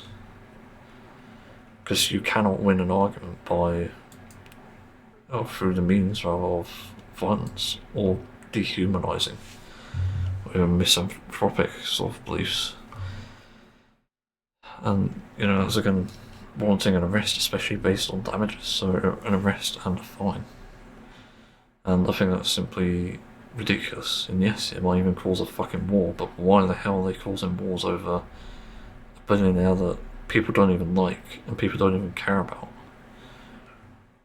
So, again, these other questions, you seem to think that there are severe consequences to these, but with the right, obviously, voices in my head, in terms of if I hire someone, they'll inform me what the potential consequences are of doing something like that, like arresting Elon Musk, Nigel Farage, and it might even cause a fucking outroar. But the reality is, it's going to far outweigh the problems that we would have if they were to remain. So, it's quite obvious that there is a lot of problems here that can be solved with the right tactics. And also, I'd also try to address even what the protests are saying, so even with the riots, I'd still say something like, to calm down everyone, I'll start to enforce stricter migrant policies, and obviously, if there are some with criminal records, I'd advise that to every police force out there, and even secret services, that they actually double down on it to ensure that, obviously, migrants and British people, I should mention as well, are being rightfully served justice, so arrested, fined, whatever it is they've done, and imprisoned, obviously, in worst case scenarios. And I'll make sure that's a thing, and report on it as well. That's how you police them. It's not necessarily even about deportation, it's just about making sure that the country is safe and appealing to the wants and needs of many. So yeah, that's just how I would address these things, instead of shoot them in the head because you disagree with them. It's even the same with religion. I would allow religious rights, obviously, still. But as for treating things as like hate speech and violence, compared to like if it's a religious right, then there'd be a difference. I think people are allowed to appreciate someone's not hurting anyone. But I'd even start to arrest people who were promoting things to children, like Christianity with heaven and hell teachings, or even like some of the worst ones, like some, I think, parts of Islam can actually preach that you can marry a child, which I obviously don't agree with. And so I would arrest people like that too. And it's not really based on like thought crime, it's actually based on evidence. So that's the main point here. I think one of the consequences is that you'd have to see your children torn apart from you if you are actually thinking of hurting them. Because that's how it should be viewed and how it is viewed. And obviously, I would rather not obviously have my opinion here. I'd rather have someone else do the research, so an actual theologist, for example, and actually explain alongside a psychologist, discuss what the harms are here and determine what's right and wrong in this situation. So it'd be very important to get those sort of opinions. And yeah, I'd like to listen to just all the concerns possible so the population can be safe and can be calm. That's just the way it goes. I don't know what else to add here, to be honest. It's like some of the hardest shit I've ever said, and yet it's some of the truest shit I've ever said too. But we literally can't have leadership anymore because it's so corruptible. Again, I'd have like an anti-corruption unit, as I've mentioned many times, and that has the power to override authority and obviously corruption within its own. I just think should be treated as like punishable by life in prison, and a complete fine as well. So you have to start fresh the moment you come out, so that they know that it's not worth obviously corrupting yourself. It's not worth taking into corruption. So I think that's really important. And also, just people having the ability to override politics. So like within like a cool down obviously period, within like a year or two of like the same politics, say on like Prime Minister again, if people don't agree with it, people can vote on whether there should be another election maybe, or whether I should obviously stand down or stand up. Hell, they could just vote it like yes or no and then I'll consider it. Maybe have a emergency election or something. Like you never know. There's certainly a possibility. Again, this is about pleasing the people, not the fucking billionaires, not even the mindsets where people view humanity as less than human. It's just doing the right thing for everyone. And that's not even a hard ask. So yeah, I don't know what else to add here, I just felt like mentioning this. I'm not even sure what to call this, to be fair. It's just something I really care about. I do think that we need proper justice served in the world at the moment, especially when it comes to... What's happened in Windows? Okay. So again, especially when it comes to this narrative of reform and restore voters, basically trying to change the narrative into migrants are all bad because of what a minority of them did. It just doesn't make any sense. It's something I can't agree on and won't accept because there is no evidence for it. Simply inconclusive. And that's always going to be the response from any rational person, anyone with a fucking brain in their heads. And yeah, and also on the flip side, because people say like, oh, you enforce the woke ass agenda. You think that gay people have rights, you think that trans people have rights, you think that people of colour have more rights than anyone else. Like, no, I can be just as harsh on them as anyone else. But you also might think that mean I'm weaker in terms of military might, but that wouldn't be the case. You can take into account the former issue of the bounties with obviously the arresting of a billionaire class and fining for crimes against humanity. and also I'll join the EU as well. Like, fuck it. My NATO on my side, even if there are some disagreements. But the point is, military might would be just off the fucking charts, I think. And obviously, hire people who are specialised in it and people from obviously war zones that are currently fighting, and get the best advice and technology that we can, just to serve the country and protect it. So yeah, like, I think it's a no-brainer really. But, there's no form of leadership at the moment that wants to do it. Even Zach Polanski, believe it or not, you might be surprised to hear it. I don't think he would even reach those sort of levels of leadership because I think it is important. But even then, he's like said the most good things about policies and like anything that the Green Party is doing now basically is all good. There's barely anything that's actually bad. And that goes a long way compared to obviously what's out there at the moment in terms of parties and leaders as well. So yeah, and that's another thing that I saw as well. Because obviously like Rupert was trying to say that he wants to target people who house asylum seekers and advocate for them, and migrants as well, but that's the thing with this as well, it's like fucking ridiculous one-sided opinion. If you're not willing to debate this, you yourself are the criminal, you are the danger. You're not open your mind to it. And that's the thing I'd be doing constantly in that position. I'd have debates with people, I'd have discussions and try to figure things out. If someone can provide like convincing evidence, compelling evidence, then I'd be on their side, obviously. I'd be like, okay, thanks for this, it was productive.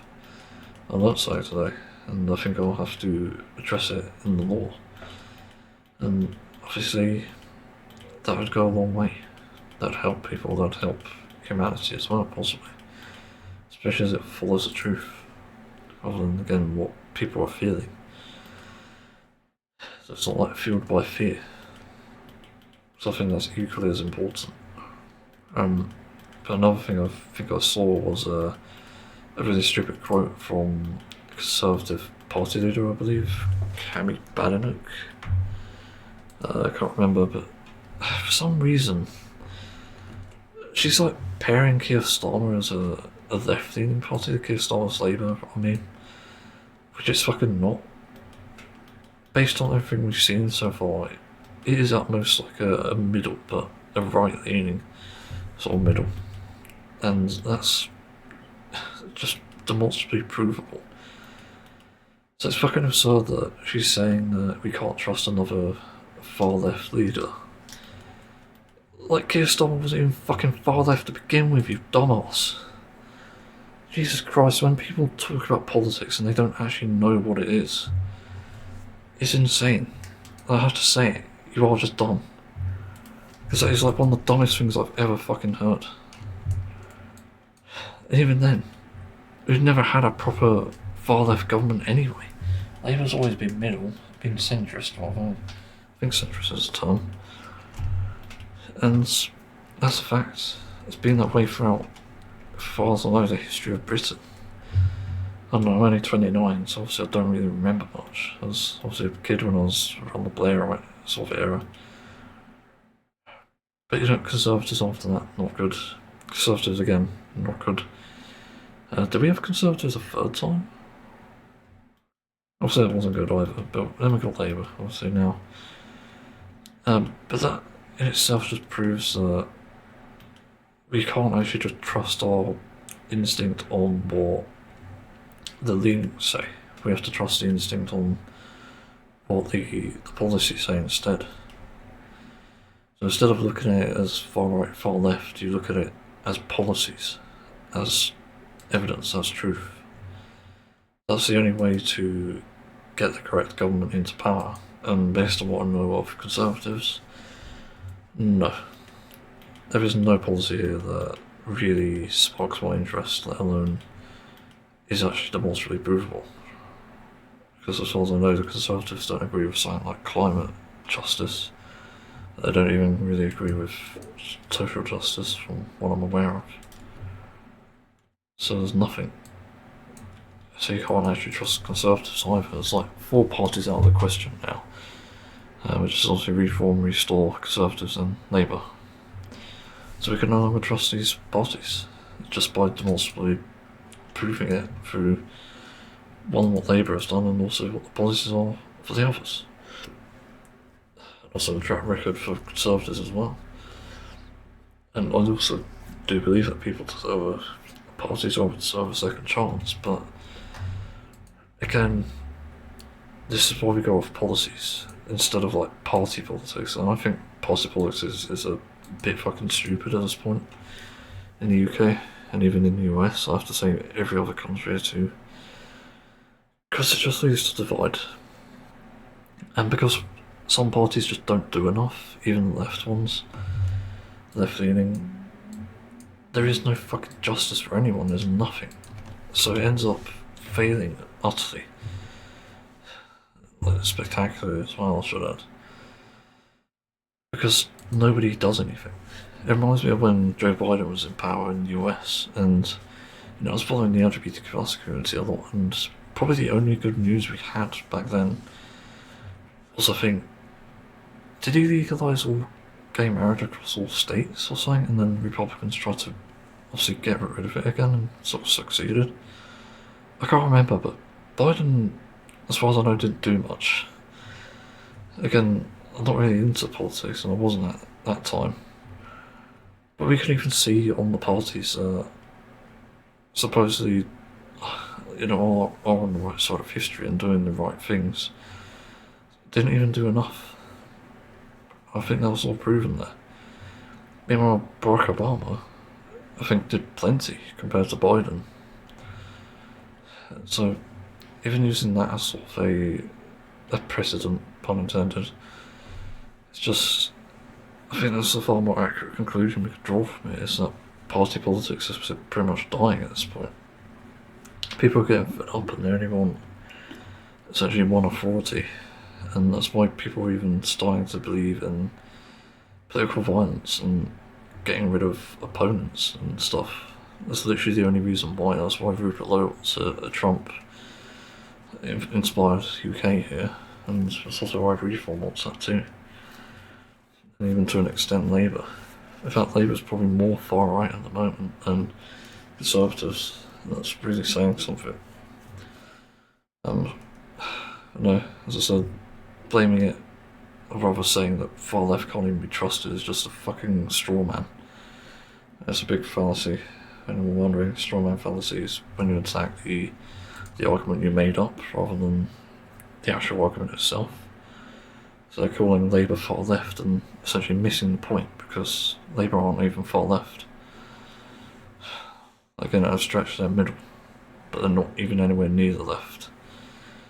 So it's fucking ridiculous. I don't know what else to say. Hopefully that got people thinking, because I'm tired of this again. So let's move on. I'm starting to think that we're seeing a tipping point in both politics and, well, political discourse as it currently stands. Because apparently the Belfast incident spread to Glasgow, and I imagine it's also spreading to London as we speak. And that's pretty concerning, but also proves something that I sort of suspected, which was people are being bought to do this. So the people who are rioting are obviously wearing the masks, and basically I think these people are suspicious. I think they've been bought for by, what do you know, billionaires and MPs.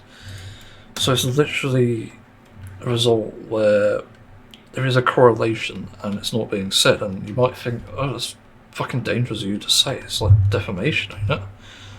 No. Either way, they're inciting riots. Because a Scottish MP literally incited one, said that people should be more violent about the way the world is, and like should be more harsh towards people who are migrating. Like, it's fucking ridiculous. But this is the thing.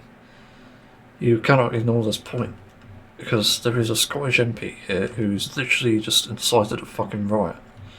I can't remember the name of the dickhead. That's what he is. Mr. Dickhead, I guess. But it was incited. Like, I've seen the quote, and it's basically saying the same thing that other Reform MPs have been saying, which is like we need to be more angry and we need to not let the Belfast thing obviously take us over. It's just fucking ridiculous. It's just I can't believe the state of this world once again. It just feels so unreal. It feels like I'm living through a nightmare or something. It's like some really sick nightmare. So I'm probably going to even have nightmares about this soon. And I saw a post from the Glasgow subreddit, which was posted to Blue Sky. I've shared it on there. About a woman who was like walking home that night when these protests, rather rioters, came out of nowhere, and she literally said she was fucking terrified and had the fastest heartbeat she's ever known because of that, because of men shouting "protect our women and children" whilst holding, I believe, weapons and being masked and all in black, which also I think is a sign that they're also being bought for. These idiots are so ashamed of what they are that they have to hide who they are. That's how bad it is. So it's not even a case of anonymity. You know, people who are like not fascist will happily have their face out there, and that's because they believe in what they believe, obviously. But Jesus fucking Christ, like, how is this even allowed to go on? It still just makes no sense. And also I just don't like the lack of things being done. But there was a comment I'm not sure I responded to in the last thing, which was about how essentially the protests, or say protests, they're fucking rioters, that's what they are. Let's not fucking beat around the bush with this. But they are like 100% rioters, and you know, they're planning to try and get around these protests, as in the police forces, and try to avoid their interactions so they can go around rioting for whatever reason, which also is sort of proof that they've been bought for as well. Because why do you even strategize like that? Because you don't have a fucking strategy. In fact, you don't even have a good argument against what you're fighting against, which I myself have tried to find a good reason for. But there is nothing. There is never anything. I'm still waiting for the evidence, and it's not being presented to me. Everything links to a corrupt billionaire. Everything once again links to a whole load of like bollocks. There's just nothing. So I can't even be convinced to be on their side. Like, I would applaud you if you are doing a good thing. It'd go without saying. But so far, nothing has been shown here, nothing has been proven with this. All the protests, all the riots are absolutely unnecessary. They do not do anything, they have not solved anything. And as I said in the subreddit, literally it scares women and children doing this. It's not a case where it's like, oh, men going to war, men fighting. No, it's literally because they know what you are. You're the people that they're scared of, not the migrants. So that really demonstrates the issue here. And it's just more fucking absurdity. I genuinely can't believe the state of the country sometimes, or these countries. Rather. Is Scotland independent of UK? I'm pretty sure it is, in a way. If it's not, I'd be surprised. Yeah, at this point, it'd be good for them to leave the United Kingdom and Great Britain, for that matter. I don't think they should be part of it, because they should be fine with the SNP, and so should Wales, actually. It should be fine with Plaid Cymru.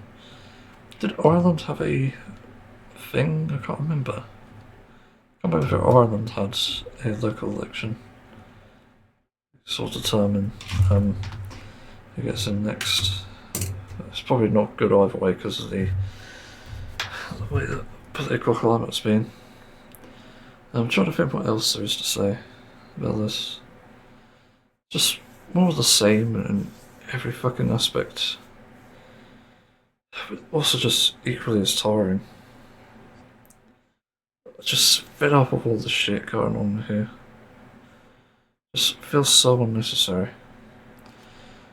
And again, I want a reason to care, to be on the side of, well, obviously the rioters here, because I think there are good reasons to protest, to even get violent about it, but this isn't one of them. And that's again why I think they're bought and paid for, is to rile up attention. Literally half the people there have probably been bought so that the billionaires can be recruiting other people to show by example that others will have to do the same. So that's extremely frustrating. It's obviously the way that it's going. It's like monkey see, monkey do, I guess, is probably the term for this. And ironically, they're called like black people monkeys, but for these racists, they are the fucking monkeys. Like these white cunts, these white British people, are the fucking racists. They're the monkeys. It's just so fucking dumb. They should just have extremely low intelligence and no critical thinking. Nothing. It's not an insult, it's fact. In fact, I remember seeing a study like a while ago. I can't remember where I found it, but it's like showing the intelligence of IQ scores of stuff of basically people who vote right, like right leaning, and people who vote left. And people on the left were, I think, much higher than the people on the right in terms of intelligence, which really does show. That literally proves a point there. It's just fucking ridiculous. Like, Jesus Christ. It's so absurd. What else? There is a problem with the Glasgow thing, though. There doesn't seem to be much info on this. I've noticed that it seems to be quite unreported on. So I'm not 100% sure how true it is. I tried looking it up, and there isn't really much info. So it's sort of one of these things where it comes with a grain of salt. But if I had to guess, it's probably like more easily suppressed. It's like predicted because of idiots in Belfast who started this, who initiated the entire fucking process. So, it just goes to show, and this is like a Taskmaster reference. It has like a nipple on it, okay, on the headstock. I was wondering how it connects on the back, as I'm making something at the moment, it's an artwork. See, it has a nipple on the back, or a bump, or a speed bump, maybe. That's probably what it is, actually. Yeah, that'll do. Beautiful. Curvy. But yeah, I don't know what else to add here. It's just shameful, really. But I imagine Scotland has more control over this because they've obviously been more influential. But another thing that kind of shocks me about the situation is that it didn't happen in the UK, from what I'm aware. I wonder if I look it up, because it might just not be reported on my side. UK riots today, maybe. From Belfast to London, violent anti-immigration protests explode in the UK after stabbing attack. Is it? Is that what we're seeing? No, I'm confused. What the fuck is going on? Channel's called Mint, the only one writing on it.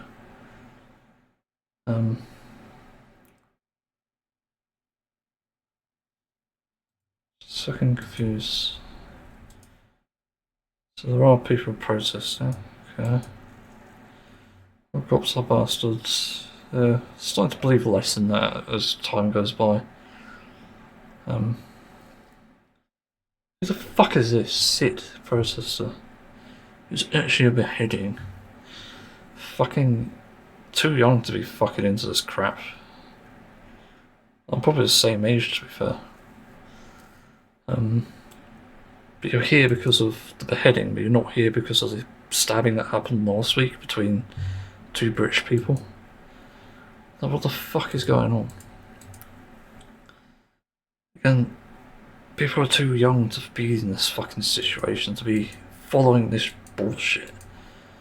What a waste of fucking life. Seriously, grow the fuck up. I say this as a 29-year-old. It's just absolutely insane. So yeah. It's just ridiculous. Absolutely fucking absurd. And that's the other thing, I was going to go into this actually. But I think the longer this goes on for, the more violence is justified against the protesters. I do see a situation coming where we start using rubber bullets on people and literally try to just deal with this as fast as possible. You know, the problem is, again, with that splitting up sort of idea, which is so fucking dumb, is that we're going to see a case where they start using more justifiable force, and whether this is like actual bullets or rubber bullets, it depends. But I do genuinely see a world and a place where this will happen eventually. So long as riots continue, so long as protests like this continues, not enough will be enough, and there'll be a tipping point. And the tipping point will be fucking ugly. You'll start seeing them submitted to hospitals, ironically, with migrants working for them, nurses tending to their wounds, migrants again. And it'll actually be the best and worst nightmare, because they just don't fucking understand that the migrants are the ones who are carrying the entire NHS. Well, not the entire one, but you know, most of it, I think, in my opinion. Because there are mostly migrant workers there anyway. My experience, of course. But you know, this is like a direct consequence of this shit. But yeah, as I said, like rubber bullets, but they also probably try other things. They'll try like boiling hot water instead of literal normal water, because I think people try to resist that sort of thing, like the pressure of water. Eventually they'll need to upgrade to either like freezing cold or extremely hot. Although freezing cold might be, even in summer where temperature might be dangerous and too fucking beneficial. So maybe boiling hot, because even with burns and stuff that have to be treated, it's kind of like, okay, this will be an experience you have to remember, because it'll get fucking ugly. And ironically, this also gives fuel for the left as well, if it does, I mean, fuel against the left. That does become a thing, because eventually the left will get involved and start to incite their own protests and maybe riots. I can't confirm, obviously I'm not really a leftist myself, I'm just outerwing. I don't really align with anyone. I can't be fucking asked to do that, because I just think the truth is far more important than whatever some billionaire says on a fucking social media platform that then posts. Like, Jesus Christ, I used to follow a page on Facebook. Guess who I followed? Slash, from Guns N' Roses. And the shit he posted, disturbing. Not necessarily like real life shit, but it's like nightmarish versions of cartoon characters, or for some reason like hot women and stuff. It's just so fucking bizarre. But you know, I'm not using that as a reason to fucking incite violence. Like, regardless, I'm not using it as a reason to sort of desensitise myself in that sort of sense, in these sort of things. I can just use it as an excuse. Like, I'm not saying that rock stars are necessarily corrupt or evil. But in this, I'm leaving it as it is. And if you see not suitable for life stuff, I need to grab my guitar again. The correct response is not to do things like, oh, nuts, it's in a weird L shape, okay. It's just not to do things like riots. But often I think there's a good chance of failure when your entire argument is literally just this. It's just a billionaire, what they've said online, for whatever fucking reason. Like, it just makes no sense. This ridiculousness of reform or restore, their entire bullshit. So I'm just not really understanding the point here with this. Again, it just feels like so much bullshit. I can't believe shit sometimes, and this, no exception. But as I said, it'll just get more and more violent.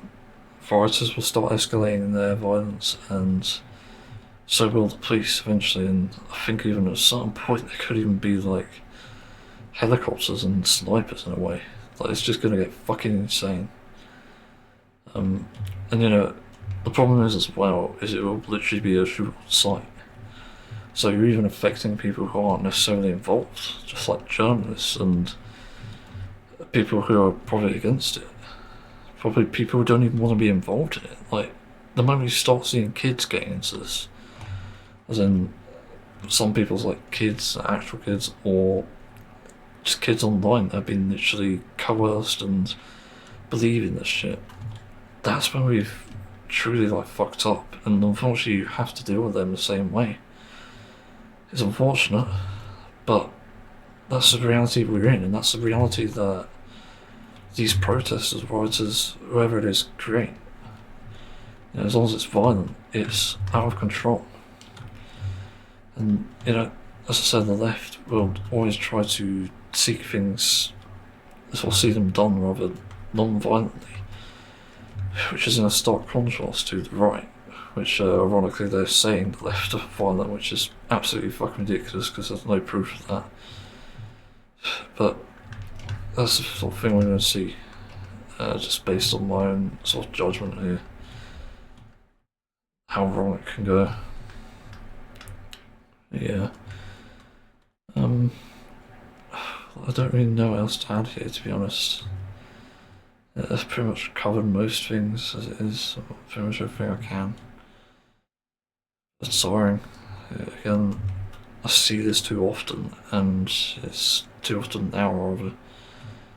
I don't really see any solutions or anything by anyone, not even like Keir Starmer, who, even though he's technically a racist himself with how he's addressed the migration stuff, it's kind of like not good. And the only way he can clear his name has to be clear on this as well, is if he retracts what he said about migration. The way he's addressed it, at least, you could say something like, we put British people first, and you know, you will deal with migrants accordingly. But that hasn't been said. But you know, that's the only way you can probably redeem yourself from this. I could be wrong, but it's just how I see it. So yeah, it's again another bullshit story. Fucking tiring. It's just why politics in the UK is just getting so boring. You know, you're just waiting for something like this to happen or something better. And even then, it seems like some parties are kind of quiet on the entire thing. I'm pretty sure I saw like brief mentions of it from Zach Polanski. I'm not sure about others. Jeremy Corbyn would have said by now, I think. I don't know. Just pure absurdity there. Again, violence justifies violence, so you know, you brought this on yourself, reform, you brought this on yourself, restore, United Kingdom, whoever the fuck you are. It's your problem. And I have to say this as well. When you bring a world where there's complete societal collapse, well, don't start saying you wish it wasn't like that, because you did. You used to wish it was. And you kept it. You tried to make it a thing, you tried to make it reality, you defended billionaires, you defended racists and fascists, and you brought this entire scenario upon yourself. So, no, just fuck off. It's your issue now, not mine. You will have to get us out.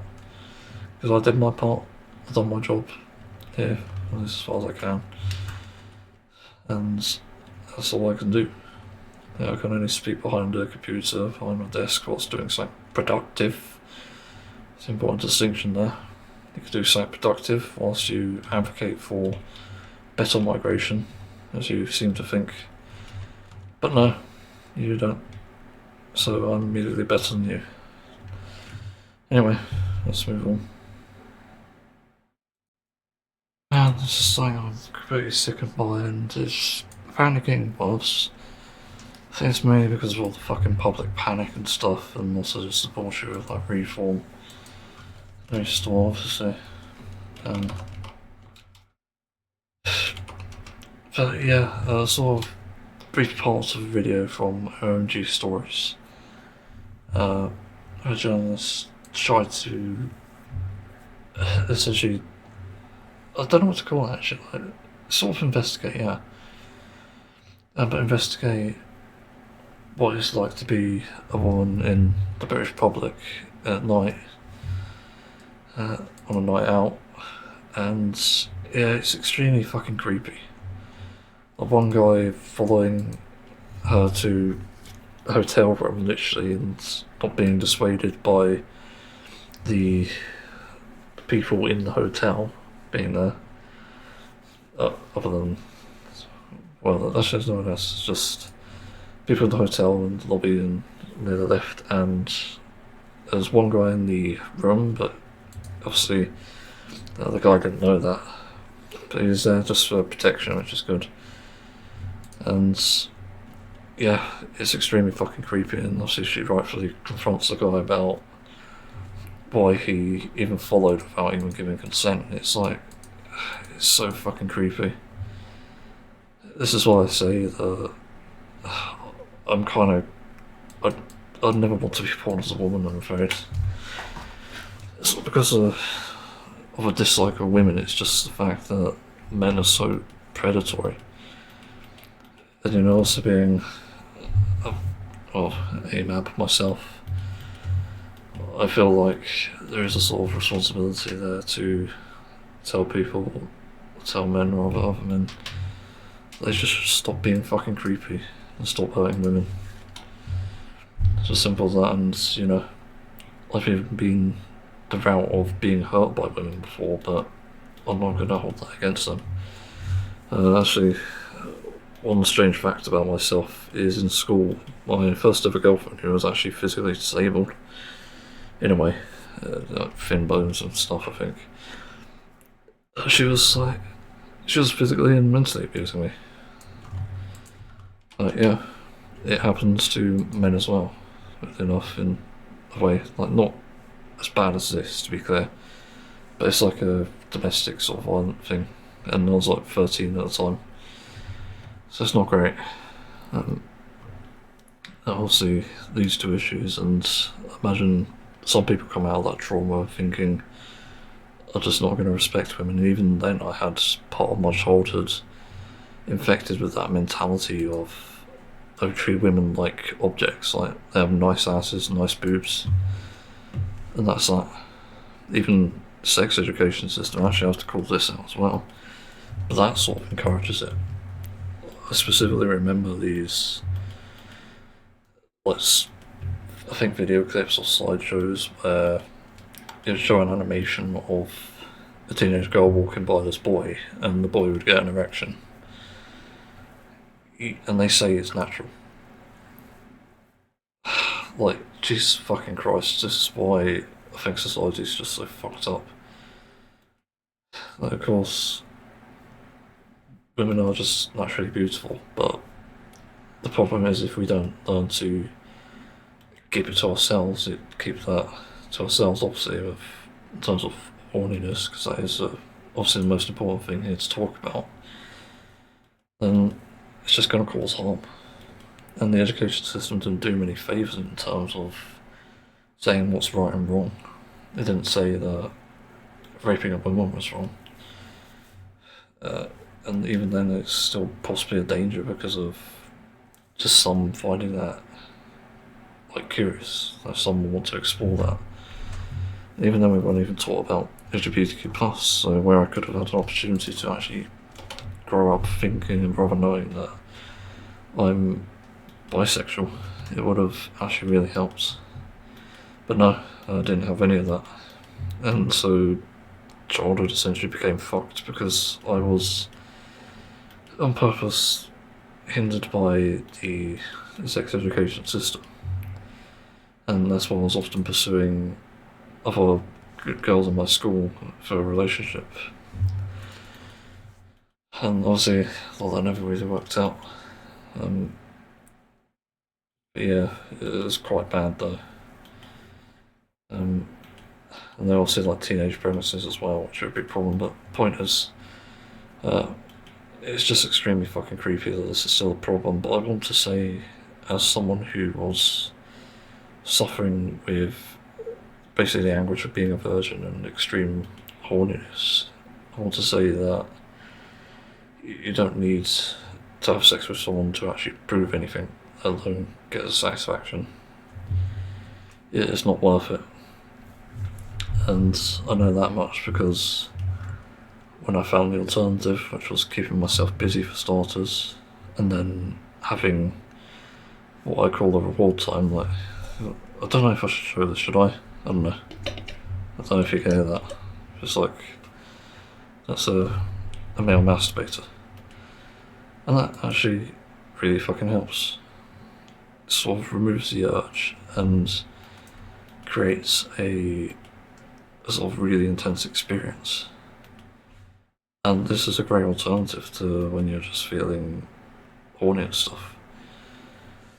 Because it completely removes that aspect of wanting a partner or even wanting to feel warmth, because you can even find ways to address that.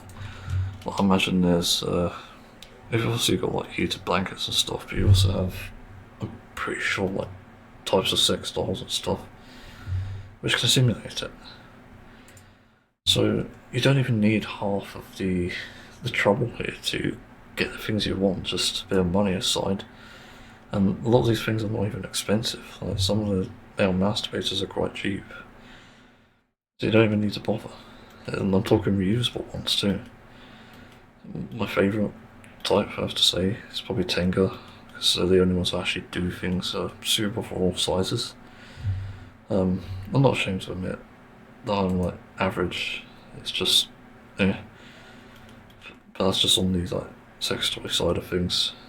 But it's also the realization that, you know, I'm just never going to really have a partner or lose my virginity, and so I better start putting my expectations a lot lower. And that's why I started to focus on having just more enjoyment in my pants with myself, for lack of a correct term. And instead of, again, pursuing relationships and even potentially like hookups. So that's important. And I think we need better education when it comes to that.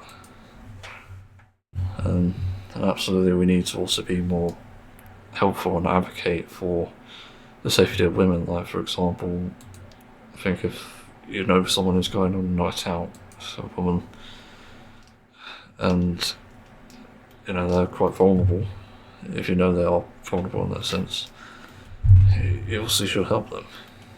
Whatever way possible, it could be like by joining them or standing on the side, spectator, with their permission, obviously their consent. That's the most important part. You can't just randomly turn up. It's creepy.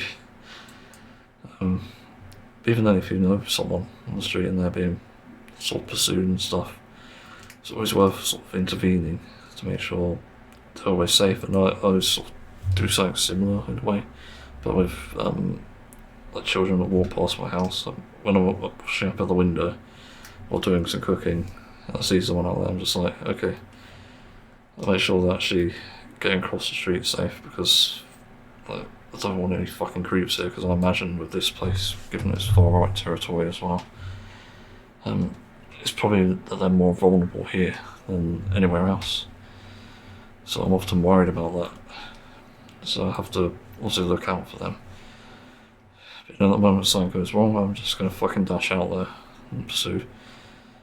Obviously I'd have to get a camera out too to get the person's face and stuff, you know, have literal proof. I can't really think what else there is to add here exactly.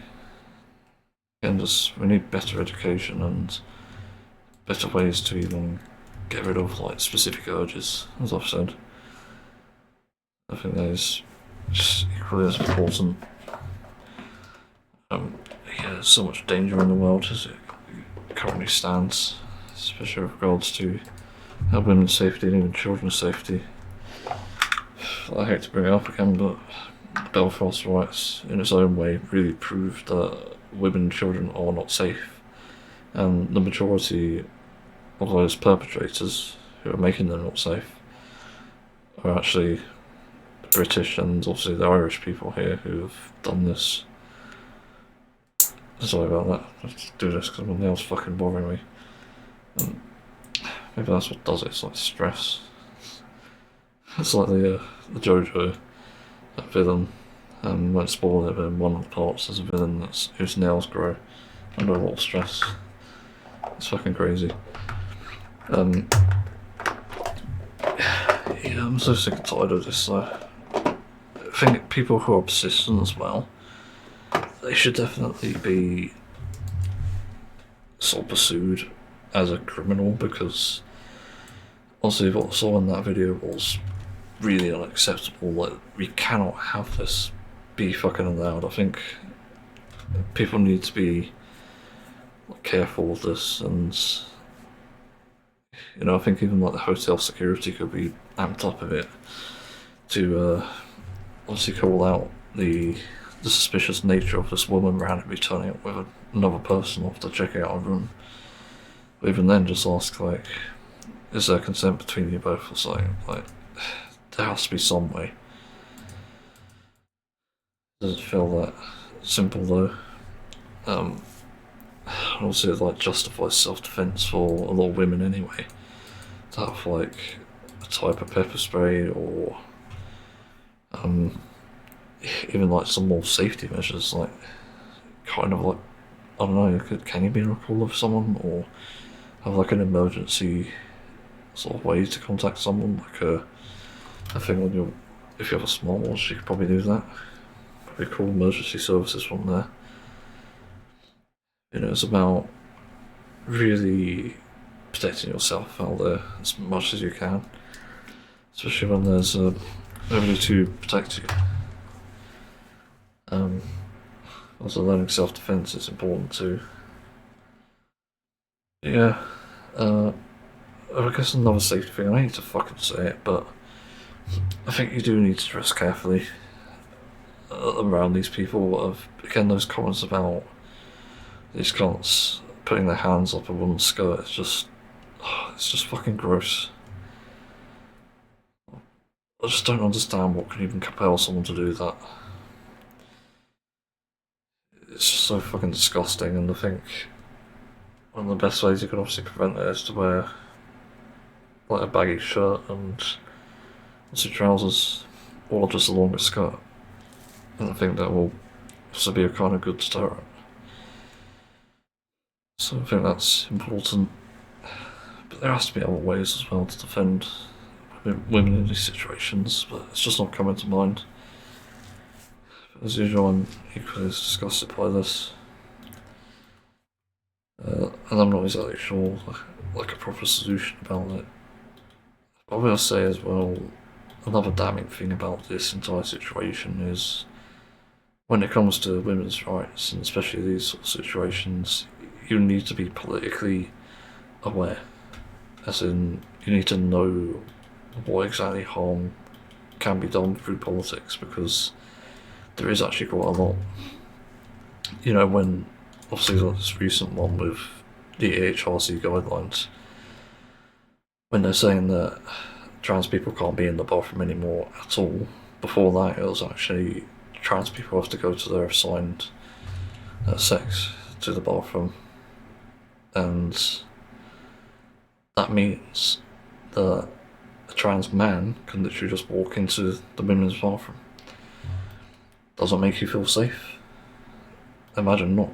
Although I'd rather a trans person in my bathroom, but the problem is, again, it's like people will exploit that. And I think one of the most malicious reasons I could see behind even having trans women in the men's bathroom is just the fact that men are so fucking perverted and corrupt that they actually want that. They actually want that for their own means. To, for some reason, get some sort of fucking like pleasure out of it, so it actually puts them in a vulnerable situation. And that's the other thing that just sickens me about all this as well, again, tied to politics. Why the fuck aren't there more women in charge? We should just get a lot of the men out of fucking politics at this point. I'm so sick and tired of it being male dominated, and even then we still have like bad leadership roles from women, which is sad. We're still yet to see a leadership role where women are actually like the majority. And I think that'd be like crucial for the country and also your rights. So again, being careful with that and knowing what policies do what for each party. So when Reform or Restore are saying this protect the women, protect the children thing, you need to understand where that comes from. And that actually comes from a very unjust fear. Where the fear is of an immigrant person committing what sexual acts of violence, is that the term?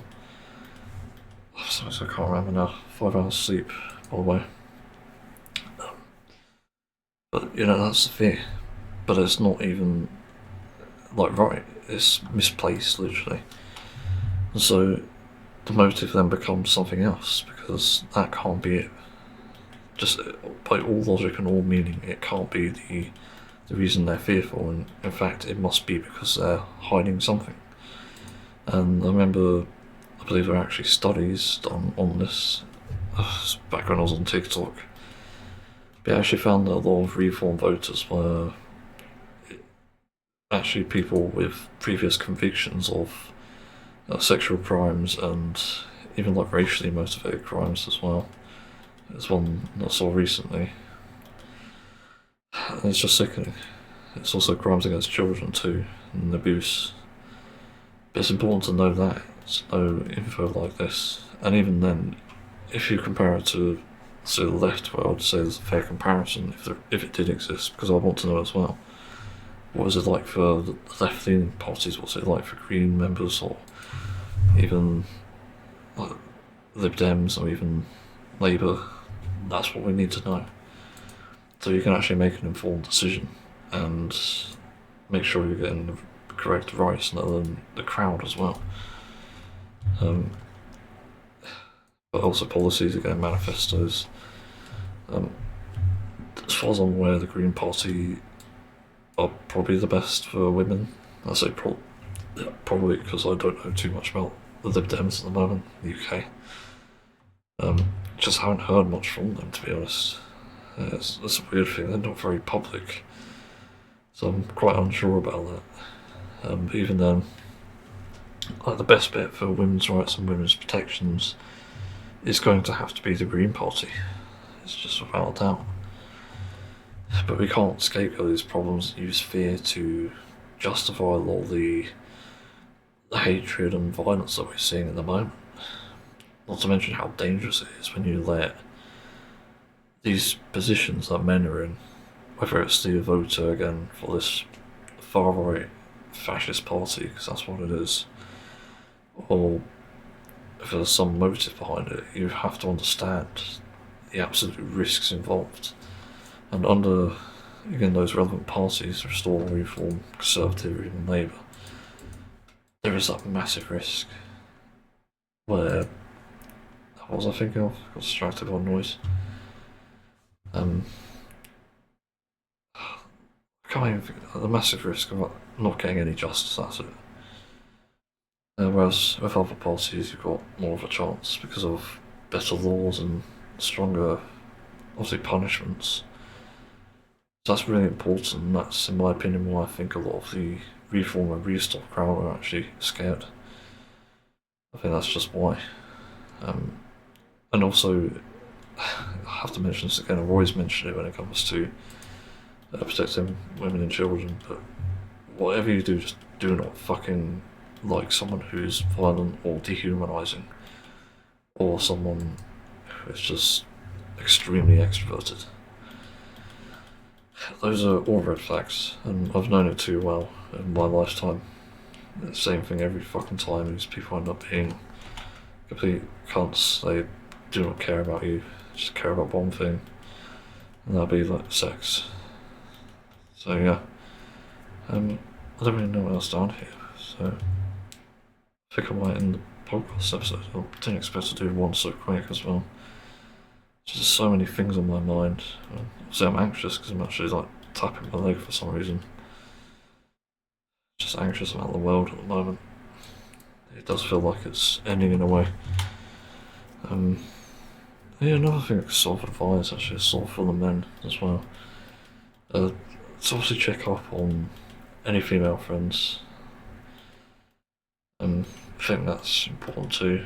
You've got to show like community and stuff and show that you care. Not to mention that can also be the start of a relationship, you never know. It can sometimes just happen in the weirdest ways. So that's also like a win for any straight men out there. Or any straight seekers, I don't know what you call them actually. It's always worth checking up on people you know who are vulnerable. Because it'll matter a lot.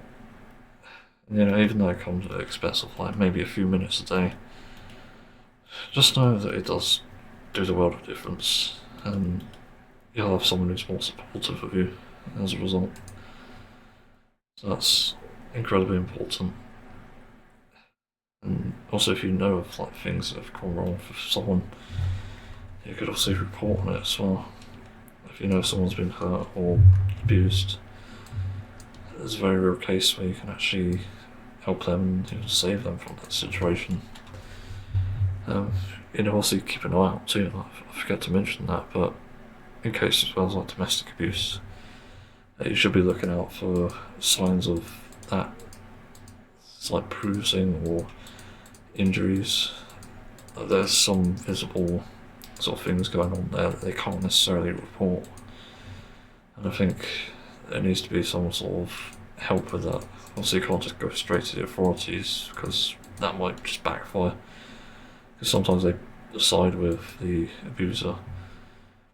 I think there's a very real scenario where you can actually intervene. You can sort of get an answer out of the victims by having things like a call or something when the sort of abuse happens and stuff, and you have actual proof of it.